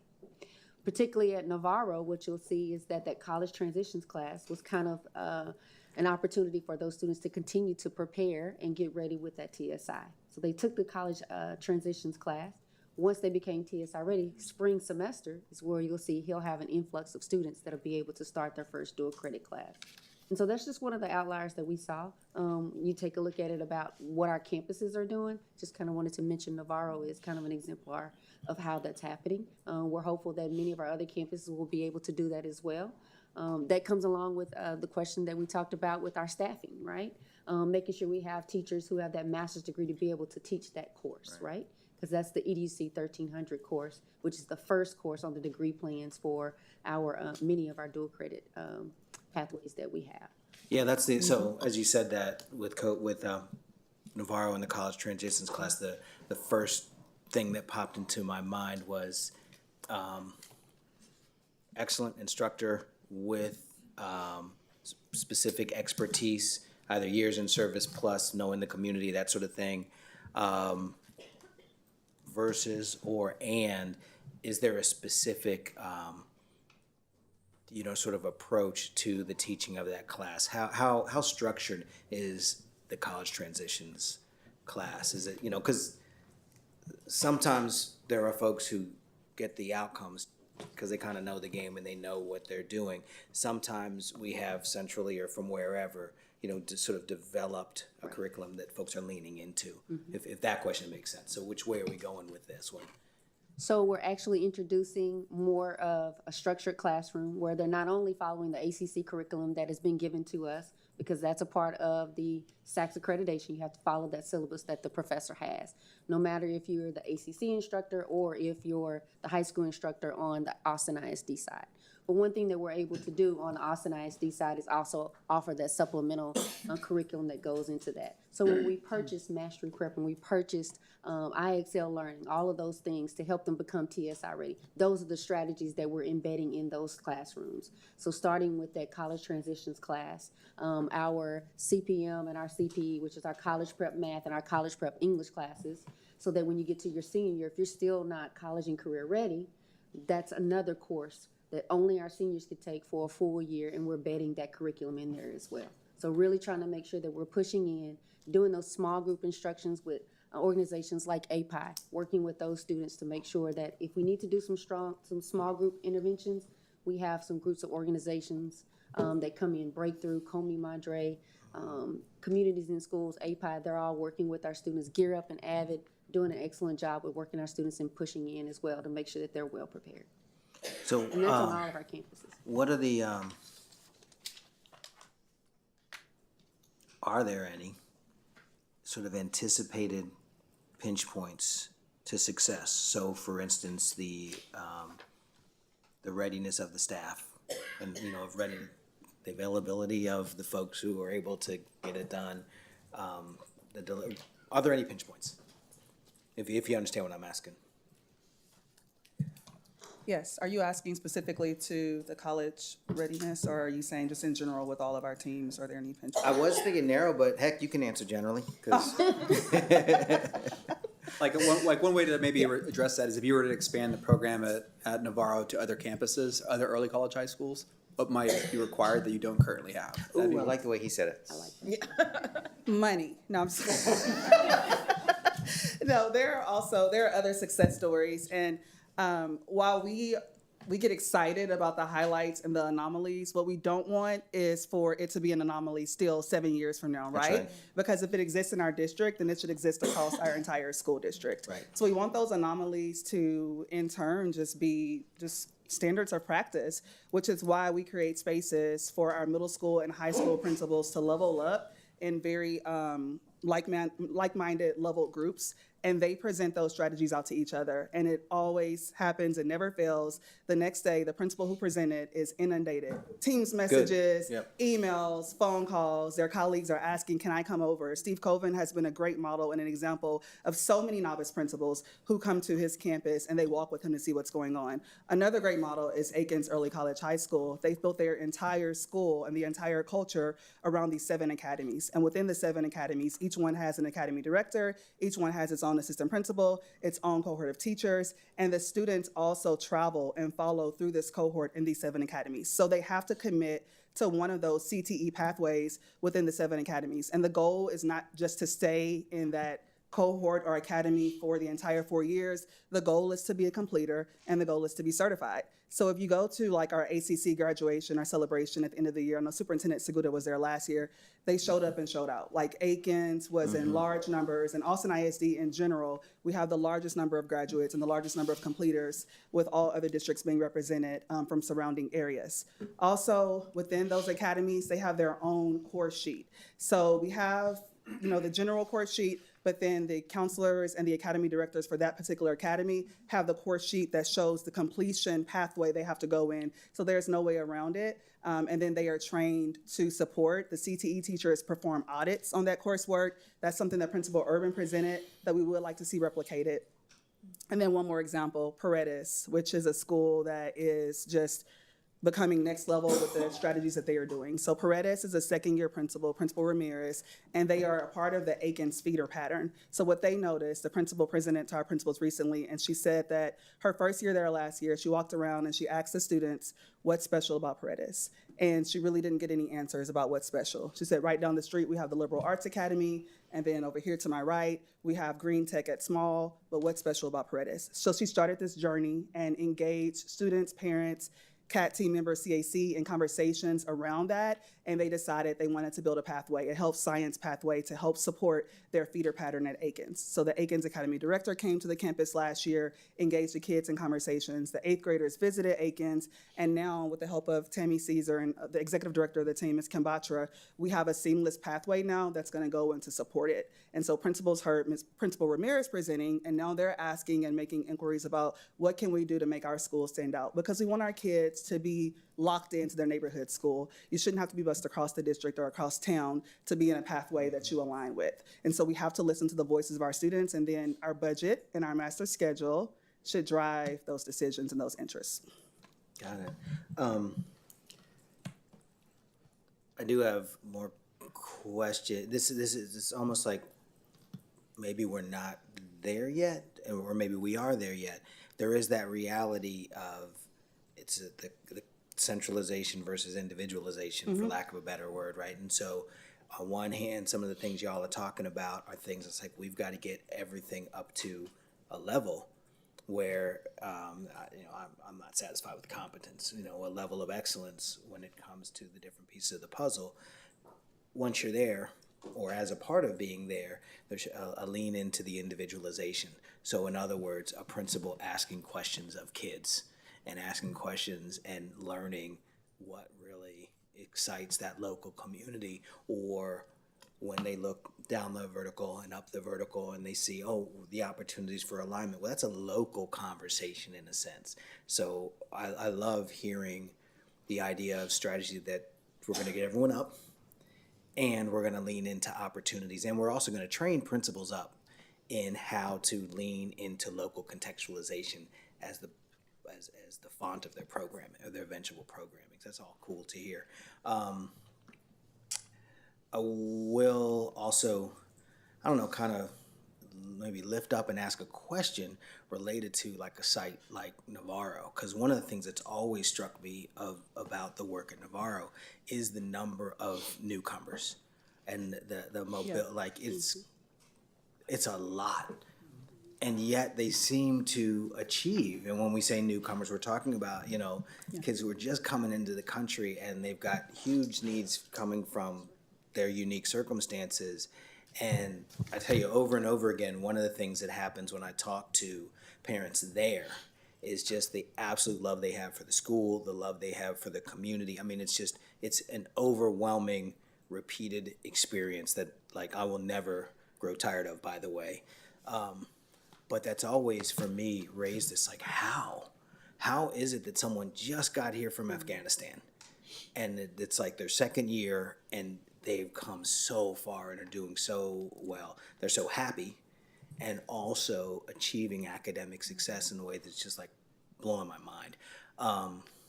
So I don't know if there's anything to sort of, I guess I would ask you about that a little bit. Yeah. Yeah, so the first thing that comes to mind is school leader effectiveness, the principal stability. So when you look at schools that have And not just in the principals, like how many years they've been on the campus, but in teachers and their stability. Teacher retention is the first thing that comes to mind. Like, we want to be able to not only attract and recruit great talent, but to be able to keep that talent in that campus, because that's what makes it unique. That's what makes it flourish, is when we don't have so much instability. So that principal's stability and the longevity of him being at that campus and being able to flourish and nourish those systems is always a positive that stands out. But then also the systems have to be sustainable, right? We were talking about Aikens Early College High School, and that principal, this is his second year at the campus. We've had great leaders before that, one behind me, our Chief Talent Strategy Officer. But those systems are able to sustain, and they should be able to sustain from leader to leader. If not, Because those then- Aiken systems are older than 2 years old. Yes.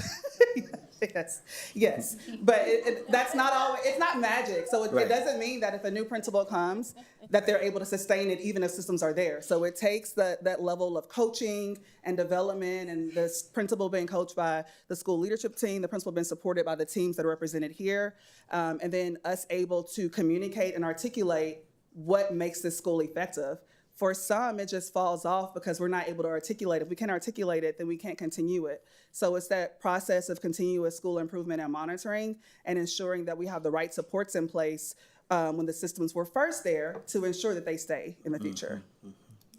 And I heard that sometimes maybe when you have great APs at the high school level that are there, maybe they go in deeper into the vertical, and so that you kind of keep that homegrown organic feel. All right, I think I'm done my job. Am I okay? Oh, yes. Trying to Great ask questions correctly and all that other good stuff. But I appreciate the work that you're doing. And here's the the downer note. We ain't there. Yeah. I mean, we ain't there. So you know what? Let me ask one more. Sorry. In terms of working with ACC,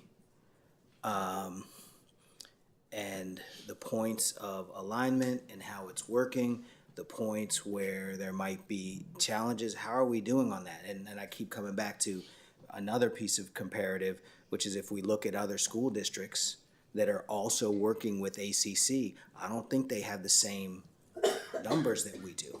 And I think we're lagging, and somebody could verify this and prove me wrong, but I think we're lagging against some of our other partnering or neighboring school districts. So can you talk to me a little bit about strategy, or what's going on with our relationship with ACC? What are the pinch points there? What can we lean into to get it better? So we're currently, having our conversations with the new chancellor, with Russell. We've had an opportunity to sit down with him and talk about some challenges and some barriers.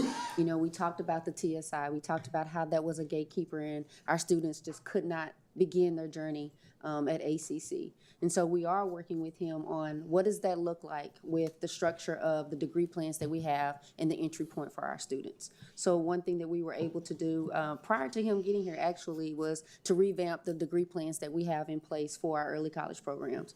We were able to go in and move that alignment. So the level 1 certificates that you see that are a part of our ADF accountability, going in as a certificate seeker and then continuing on to where that level 1 is stackable into the associate's degree.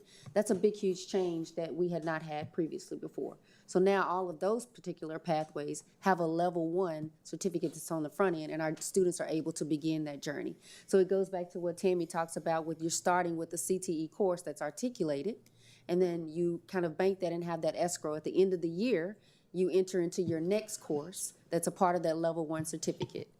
You continue to stack those credentials, and then you have your level 1 certificate continuing on to go to that associate's degree, but it begins with CTE. So keeping them in that sequence and that program of study that Tammy talked about is definitely going to be helpful. And that's something that we're really grateful for, of working with ACC to see that and have that vision to say, you know what, that's something that we can definitely make a change on. The other thing that we had the opportunity to talk about, I think this was in February when Mr. Segura and myself and Dr. Wilson went and had a meeting with Russell and his team. We talked about the TSI and opening up that gateway and how there are other ways for us to begin that journey. We talked about creating a non-TSI bundle so that our freshmen and our sophomores could get started. So we've been having those conversations with our principals as we've been having our principal CCMR meetings to talk about what does this look like for your campus. So taking your fine arts credit for dual credit, your music appreciation, art appreciation class, maybe taking a speech class or a business class. So a part of the A through F accountability for that is that you need 9 credit dual hours in anything in order to meet that CCMR accountability. Well, if we created 3 courses that allow for them to get their CCMR college readiness attainment, then now that shows that our A through F accountability is going to be on the rise. And so we're going to start looking into that with ACC and building upon that on ways that we can incorporate that into our degree plans and on all of our campuses. Thank you. And I apologize for the way I said my job is done. What I was referring to is not like giving you a hard time, like that's my job, but I was referring to the challenge of asking what I really want to ask you and really learning and articulating with the structure and mandates of the state of Texas and all that other stuff. So I hope I didn't create offense when I said my job is done or something like that. I'm just trying to survive this area. I got more, but I'm gonna stop. Well, so Trustee Foster, one thing I'll add before you stop, finish point, is we have conversations with other school districts around us, and certainly there's always something to learn. But I do want to highlight the diversity and complexity of a system as large as AISD. Yeah. A lot of times, we do get compared to school districts, but they may have 1 or 2 high schools versus the number that we have. And I think that for us, to do it well, and certainly Dr. Larry Hart knows this, is to move ACC's numbers, AISD's numbers have to move. Like, it doesn't work that, like, we are so big, like, that for them to be where they want to be, we have to be where we need to be as well.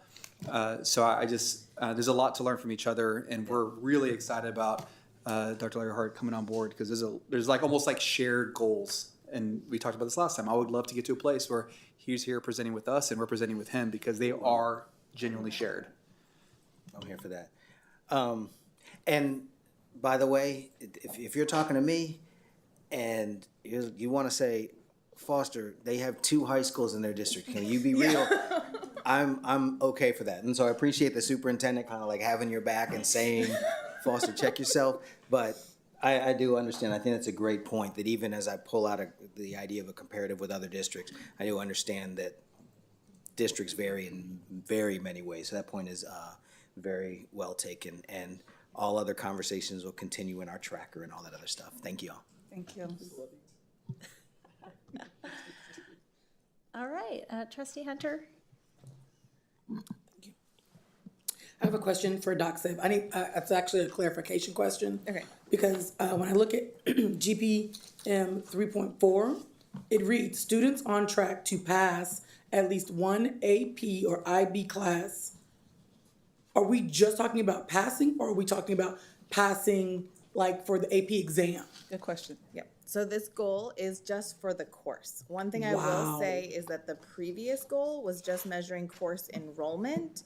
This changed, so it has always been measuring course enrollment for AP or IB. This goal is changing to ensuring that they have completed the AP or IB course. The other thing to keep in mind about the change for this is that it's also measuring it at any time while they are in high school. So it helps students not necessarily have to choose AP every year. So we know that there are a lot of variety of options for students to take. So students could be taking an AP course this year, and next year they choose a dual credit, or next year they choose an on-ramps course, and they would still be considered as part of that numerator.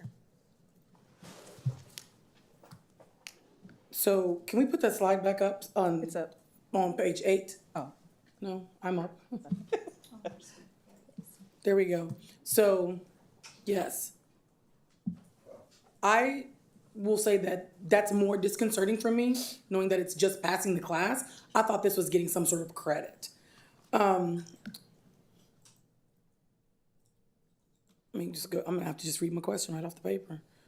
Based on the data in the table, what is the district's plan to support students to increase course completion among the groups furthest from the aspirational goal? So there's a variety of different strategies that we've been working on. One of the things I did mention before in October also is that there is a partnership with the Powell Foundation and Equal Opportunities Schools with Anderson and Akins trying to increase the representation in AP and IB students, underrepresented students in AP and IB courses. In addition, Austin ISD just recently received a LASSO grant from TEA focusing on computer science principles, which will be working at 5 campuses. What's really great about that opportunity is that it's a strong collaboration between CTE, which is where computer science is housed, and advanced academics, which is where advanced placement courses are.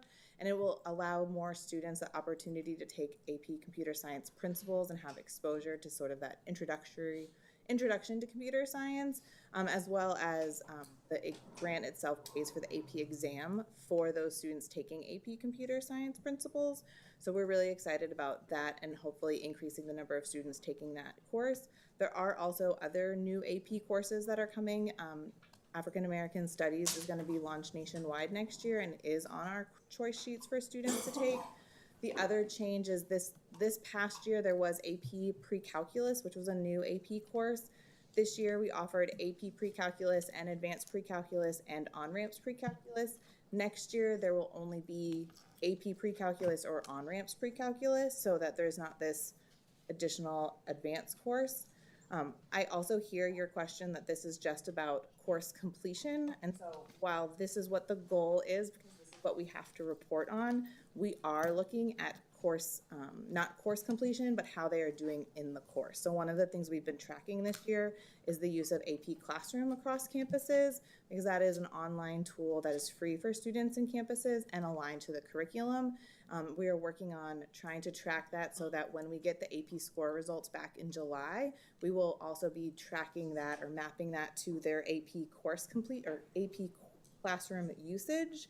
So we will have more data for you in July to see, did the campuses and the classes that were using AP Classroom at a higher percentage rate? My prediction hypothesis is that they will have a higher passing rate on the AP course exam, but we won't know that until July. So I think part of the reason that or at least my estimate or guess of why this board goal has always been about courses and not the AP exam is because the AP exam data is only available once a year. But we do know that we want to give you real-time data and progress on what we are working on throughout the year. Let me be clear. I'm not concerned at all about the AP test or how many students pass it or not. My major concern is what you guys have stated in your, I think it's page 9 on the root cause analysis. Parents need to understand, Mr. Superintendent, the courses that their kids are getting in. And I do not, you guys now know that's not happening. I'm worried about what this does to a kid, right? Like, did we have a conversation with this family, explain to them the requirements like we would do for dual language, like we would do for anything else, so that they understand the impact? That concerns me about the AP classes, and then about the college credits, sticking kids in classes that are going to mess with their GPA when they're finally in college, because those courses don't go away, right? My kid has a certain GPA that could have been higher, but we dropped the class and we failed the class, right? And I'm in the system and I didn't know. So I can only imagine what it's like for other parents. So I'm glad to see that. And that leads me to my next sort of question. When we look at the root cause analysis, and I'm still, I had a really great conversation, or I guess a really great text with the coach about root cause analysis, because I don't have good understanding of what that means. And the way she explained it to me was that, you're asking why 5 times. Like, kids aren't doing well in AP. Why? Because we're not telling parents what's going on. Why? Because we're not aligned, like what you come up with, is how she kind of directed me. And so, given all of this information, the one that I'm mostly concerned about is the one that's the CCMR case management system. And then the clarifying question is, we don't have this thing. Does that thing exist? Yes. Okay. So now, if we're gonna do all of this, this is budgetary, right? Yes. Because that's not gonna come out of thin air. And I mean, it gotta be proven to work because we're letting kids down, student outcomes, we're letting families down. And there's dollars attached to that, right? And so I really, Mr. Superintendent, want more information about this system and how it's gonna impact across whichever lines, whichever budget sources. I think that will help me maybe understand a little bit better. I think Dr. Foster asked this question, or no, maybe it was President Singh. When I look at the 3.2, students who are on track to earn 12 credits by race and ethnicity, I'm gonna ask my question, but I don't want you to answer because I believe you already answered it. But if I've missed a piece of it, then we'll grab it out. I wrote, given what we see on slide 5, looking at students who are furthest from their identified goal, Black students that are economically disadvantaged, American Indians, and special students receiving special education services, like the strategy for getting to addressing that deficit. And I heard a little bit of that, but if one person would like to add just a tiny bit more, I think that question might sit better in my soul. So really just going in depth to, like you talked about with the student management tool. I think that's something that definitely is going to help us to be able to dig deeper into what a student needs. We're not able to see right now what the student is doing in real time because we don't have a system that allows for us to do that. So when you talk about how are we gonna get them there, how are we gonna actually see how close they are to meeting that TSI, how many times have they taken it, are we testing them too much, what is the frequency, what is the dosage? We need to be able to see all of that whole child in one system, in one place. So that's why we talk about needing something that's student level that will allow for us to see that. That's why we were looking at all the different tools and vetting them to see, is there something out there that has worked? We have talked to many of our colleagues from the Texas Urban Council, talking about what they are actually utilizing, and we've taken a look at that as a team. We've taken a look at that with our principals and with our campuses, with our specialists, with our counselors. Everybody's all in on making sure that we have a tool that is able to do that. I think having that full picture is exactly what we're gonna need to make those educated decisions on our staff. And like you said, having those real live conversations with our parents and with our students, that tool that the counselors can be able to use to say, I see that you did this in 8th grade. You've already passed your English portion of the TSI. Now you're able to take this course in dual credit. You're able to go into this pathway of advanced academics. But I see that you struggled in your math. What are the interventions that we're gonna put in place? But if we can't see that, how can we make that educated decision if we're not looking at all of those scores together to make that decision in 8th grade as to where they're gonna go on their pathway and stay into that course of sequence of the program of study for CTE or staying on an advanced track in AP or IB. Did I answer that for you? You did, Okay. and I think that Dr. Fannin, the part that I think we kind of glossed over and we need to go back to is that us having the information is great, right? But that piece about the parent conversation. Absolutely. Because I'm, like, I just had today pulled up, I don't even know if parents know that they can go and see what classes their kids have already taken, right? I don't know that they know that. I went to go check because I happened to see, there's an I from 7th grade. She took a high school course. We need to get that cleared up. Right. And the school, I called them, they cleared it up. It was beautiful. But I don't know that parents can even keep track, that they know that they can keep track and see how many credit hours their kids have or what they're taking, right? I remember back in the day, Mom, I signed up for wood shop and metal shop, and my mom was like, X, WordPerfect 4.0, X, what was it called? Lotus 1, 2, 3. She knocked me out of all of those classes, and parents it's not like they don't have that same thing. Kids are doing that at school, right? Now, again, I had the paper. I made my daughter bring it home, and we looked at it. But I don't know that everybody knows what their kid is doing. And then when they find out, they're like senior year, and it's like, you're not graduating, or you're missing, as we just recently experienced, you're missing something, right? And so I don't know, like, if that system does it have a parent-facing thing, or what's happening with that? It's one of the ones that we looked at is the internal system, right? But we also have currently we have Naviance, which is out-facing for our parents. So being able to make sure that that TSI data is loaded in there, making sure that that information is going out. It has an email system. It has a messaging system for our parents as well. So being able to see the data, make sure the data is putting into the platform, and then actually having those conversations with our parents. Because as a parent, you're gonna wanna know, if my kid took this exam in 8th grade and they were 2 points away from meeting that cut score, why is it that now that they're a junior and nobody bothered to make sure that we took that exam again and that we went in on those interventions to say, you're 2 points away? What is the skill set that you're missing that allowed for you to be 2 points away, but you did it in 8th grade and now we're talking about doing it again in 11th grade? We should have did it again in 8th grade. We need to be able to see that full picture. And where's Naviance?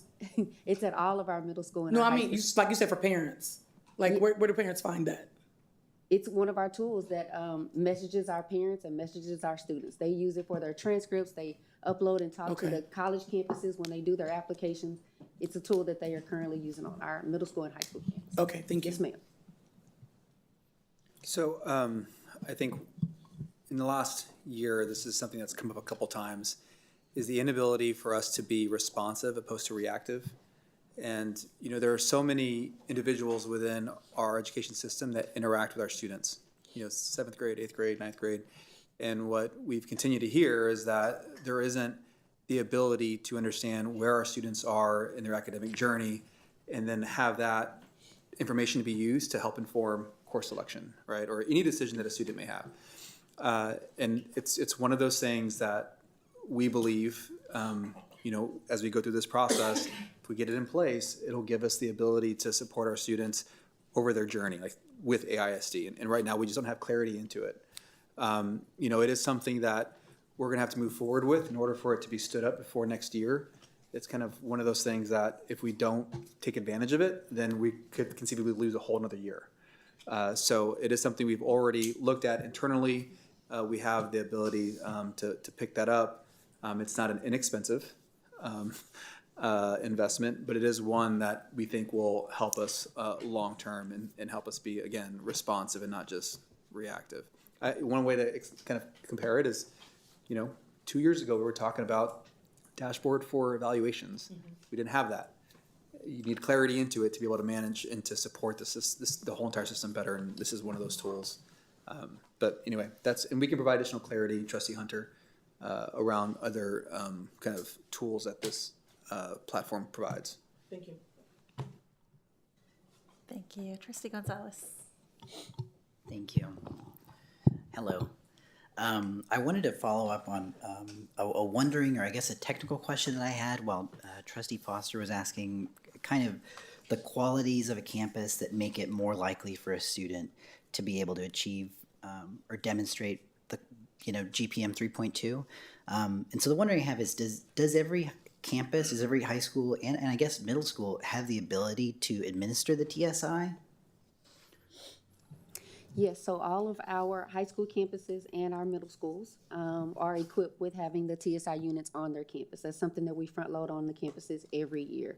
We recently just met with our middle school principals to talk about an 8th grade TSI plan. And Dr. Wilson allowed for us to come in and meet with the middle school principals to share that plan with them, to talk about what this looks like for a spring TSI assessment for them. So we're working on that plan with our middle school principals to ensure that those units are there, but that also the preparation is there and that they're prepared to be able to administer this and prepare those students before they go in to take that exam. Looking at doing that, that's on our assessment calendar for May. So we've been in talks with our principals, getting them ready. They're very excited about having this opportunity, working with their high school feeder pattern principals. Each of them have been talking to each other about that level of support, because it indeed is going to take some of that heavy lift off of our high school campuses, knowing that their 8th graders are going to come in prepared and ready for these opportunities. Thank you. Thank you. Separately, or I still just guess related to the GPM 3.2, on slide 5, I appreciated, or actually, wait, I'm confused. Yes, I got confused. I apologize. You mentioned in slide 6, you delineated between concentrators and completers. And then in the follow-up questions to Trustee Boswell's, or the answers to Trustee Boswell's questions, you talked about the number of concentrators versus completers. And I was interested to hear or to read about strategy on mental health in relation to CTE and completers versus concentrators. And so I was wondering if you could talk a little bit about what kind of change in strategy or adjustment we might see related to that area.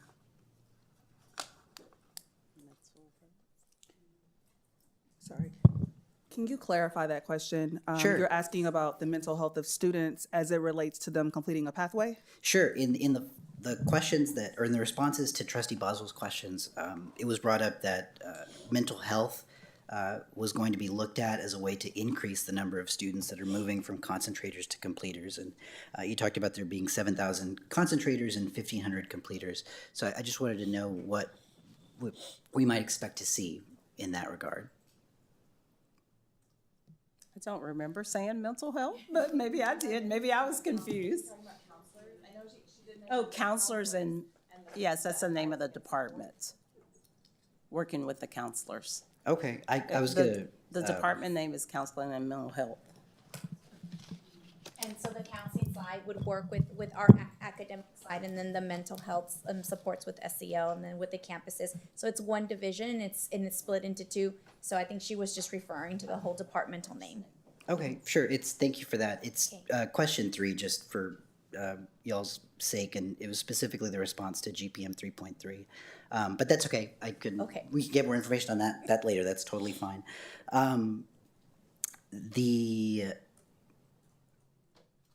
That actually is it. The last thing I have is just a comment. I was with Trustee Zapata last week at Paredes Middle School, and so I got to hear Principal Ramirez talk about the new courses in the CTE health science pathway that's going to be coming to Paredes, and all the new courses that are going to be included in that. And that was just really great to hear about. And so I just wanted to thank you, Ms. Caesar, because I know your name was specifically mentioned last week as being a big part of that. So that's great to hear. And additionally, we've invited Principal Ramirez to come along with us to Casey and to Blazier to talk about that to those specific communities. So I just appreciated y'all's work on that.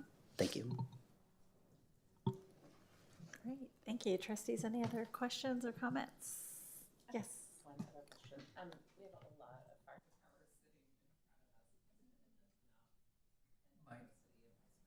towers sitting.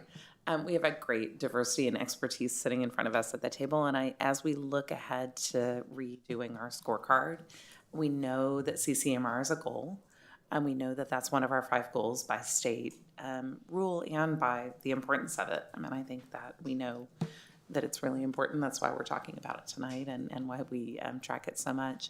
And I would love any thoughts you have to share. You know, it's the board's role to set the goal itself, and the administration's role to set the GPMs. And so speaking to the goal, if you're okay, Superintendent Segura, with me asking the people in front of us, do you think we have a good goal, and do you think we have a goal that correlates into the success of our students after they graduate? Are you okay with that question? I think that's like no is an okay answer. I would prefer to have like a dialogue around that. So Yeah. I think that's more of like a back and forth, and I'm not certain that we're going to get to a point where we would be satisfied with That's where fine we with me. get. Yeah, okay. So I'm more than happy to have the full team here when we talk about it as the overall That would be goal with great. the scorecard. I value your input so much, and would love to have that be part of it when we get to that. Thank you. Great idea. Okay, so thank you, trustees, for this productive conversation. So now we must vote on whether or not we will accept this monitoring report. So as a point of clarity, we are voting to accept this report as a formal acknowledgement that we have had a satisfactory conversation with the superintendent and the staff, and have a deeper understanding about how the current reality for our students lines up with our vision for them. So at this point, I will entertain a motion for the acceptance of this monitoring report. I move to accept the monitoring report. Thank you. Is there a second? Second. All right, so trustees, is there any discussion on this item? All right, so having a motion by Secretary Boswell and a second by Trustee Gonzalez to accept the monitoring report. All those in favor, please raise your right hand. The motion passes unanimously. Thank you. All right, thanks y'all. Great job. Really, really good. Okay, so now we will move to the consent agenda. So trustees, are there any consent items anyone would like to pull for a separate vote? Yes, Okay. Which one is I that? would like to pull 9.1. 9.1. Okay, that's related to the TEA Innovative Course, Multilingual Acculturation Studies. Okay, thank you. Any other items to be pulled? Okay, great. So, Secretary, so we just have Candace Hunter, Trustee Hunter, pulling 9.1 for separate vote. So Lynn Boswell, or Secretary Boswell, do you have a motion to approve the consent agenda? Government. Yes, I move to approve items 10.1 to 10.3, item 11.1, items 12.1 to 12.4.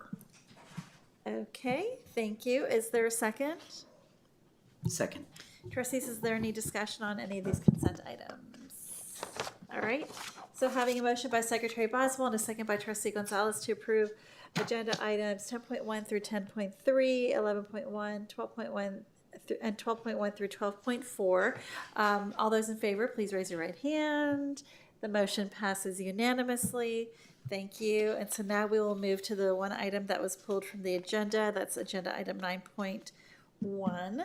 So, Secretary Boswell, do we have a motion? Yes, I move that we approve agenda item 9.1, TEA Innovative Course, Multilingual Acculturation Studies for Newcomers. And then, trustees, were there any questions or comments on this? Yes, in the backup, there's some really good answers to our questions, but it's, I'd like to have a little discussion around this. If we can have the, I almost said sponsors of this bill. Yeah, I can Wrong have- place. Dr. Diaz and Cody can, answer any questions. Perfect. Good Oh, evening. yeah, there's no second. And that's Actually can after have the discussion comments. without even making a motion, just Yes. according to David Cobb. I thank you for your answers, and like I said, for people who want to go and see them, they're in the backup, and I have been doing some, I want to say research, but talking to people who are the head of their MEDs and MECs in Texas and kind of finding out like what they thought about the program and who who it could best serve. And I guess one of the places that I kind of looked at was Plano. And I feel like this is a program that's really good for a place that doesn't have a lot of resources, right? Austin is not that place. We have really good resources. And I worry, as we've already heard this evening, about the course. So the question I'm going to ask right now is, how many, what's the duplication on the course? Like, how many places would this course be? So initially for this next year, the proposal is to start it at IHS. And it really is a continuation of the Newcomer Empowerment Project that we've been working at IHS with them. It's an opportunity to continue the work that we've been doing and build upon it. And then eventually, yes, we would like to offer it to other campuses, really any campus that would like to provide it. The benefit to this course is really, it goes above and beyond what an ESOL course or an ELDA course would do, where it's very focused on English language development, and it really shifts to a college and career focus. So it's kind of very timely after this presentation, right? Making sure that students are very informed, and we even included some parents in our project this year. The students went to universities. They were able to really see like what is the trajectory that they could take as a student in the United States. Oftentimes, as they come into the United States, there's a lot of really new stuff, including the language. And so making sure that they have the most complete access to understanding what their opportunities are and the full extent of the value that they bring to the classroom, which is their bilingualism that they're developing as they learn English.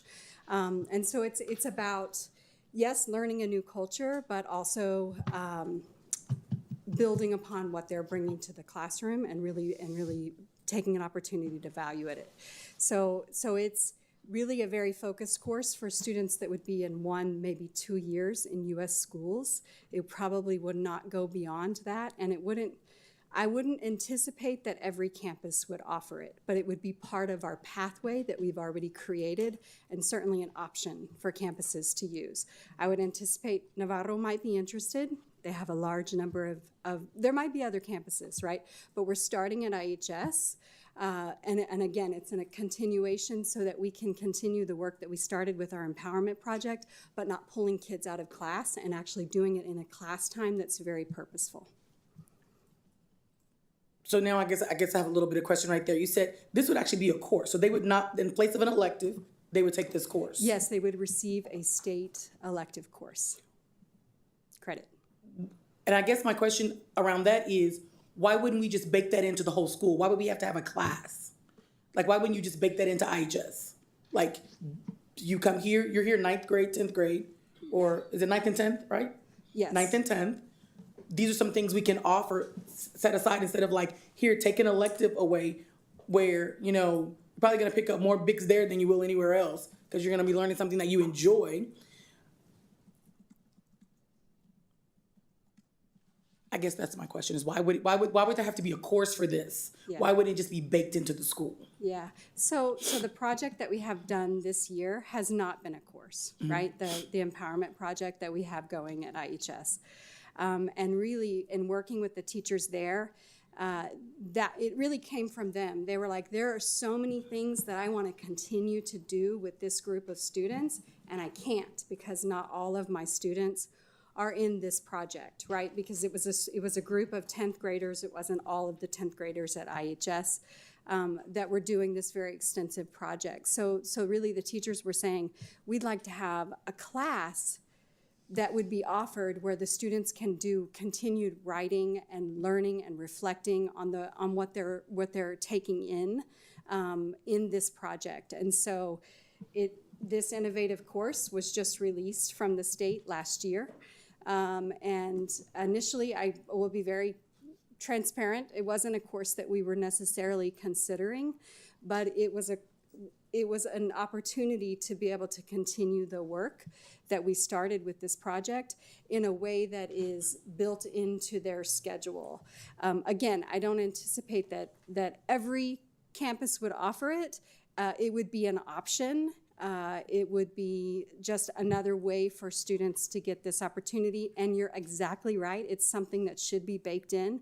I do anticipate that with the project that we've built this year, we'll continue. In fact, at the end of the year in May, you guys will all receive an invitation soon. Once we finalize all the details, we're going to have our newcomer empowerment conference. And the name is not decided. That's why I haven't sent the invitation. We're still working with the students on that. And so the idea there is that those students that have been in the project are going to showcase what they've learned and share it with the 9th graders and the 10th graders that didn't participate. And I would anticipate we would continue that. It's that kind of skill that's being built within this project, and that will be built into the course.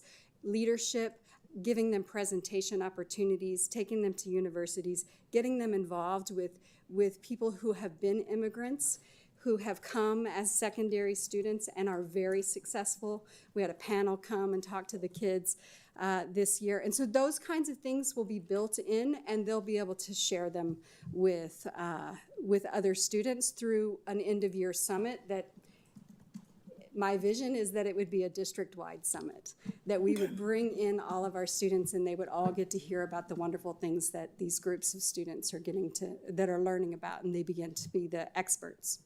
So yes, in an ideal, yes, it should be baked in, but it also needs to, there's an opportunity to have this course that is already provided from TEA that really builds on the things that we were building on with the project. I will say, Mr. Superintendent, I feel like we are talking out of both sides of our mouth, as my Granny Ray would say, student choice and voice is supposed to be driving our courses. How many, was this on a sheet where kids said, like 90 of them said, I want to take this class? Or, because what I heard you say is teachers thought, I want to do this. And then, so it has to follow, kids now have to choose, right? And if we don't move kids, then we have to kind of go, hey, parent, go do this. And that's not what we're saying we want to happen on our campuses. So I think you've answered my questions very thoroughly. I think you've done a great job providing me the information and the backup. And thank you, guys. I appreciate your time. Any other discussion on this? Okay, so we had a motion by Secretary Boswell. Do we have a second on approving 9.1? Do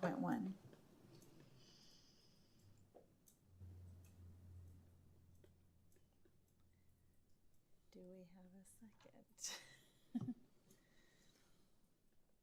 Just because you're seconding it does not mean you're supporting it, FYI. It's just to get it to a vote. It dies without a second.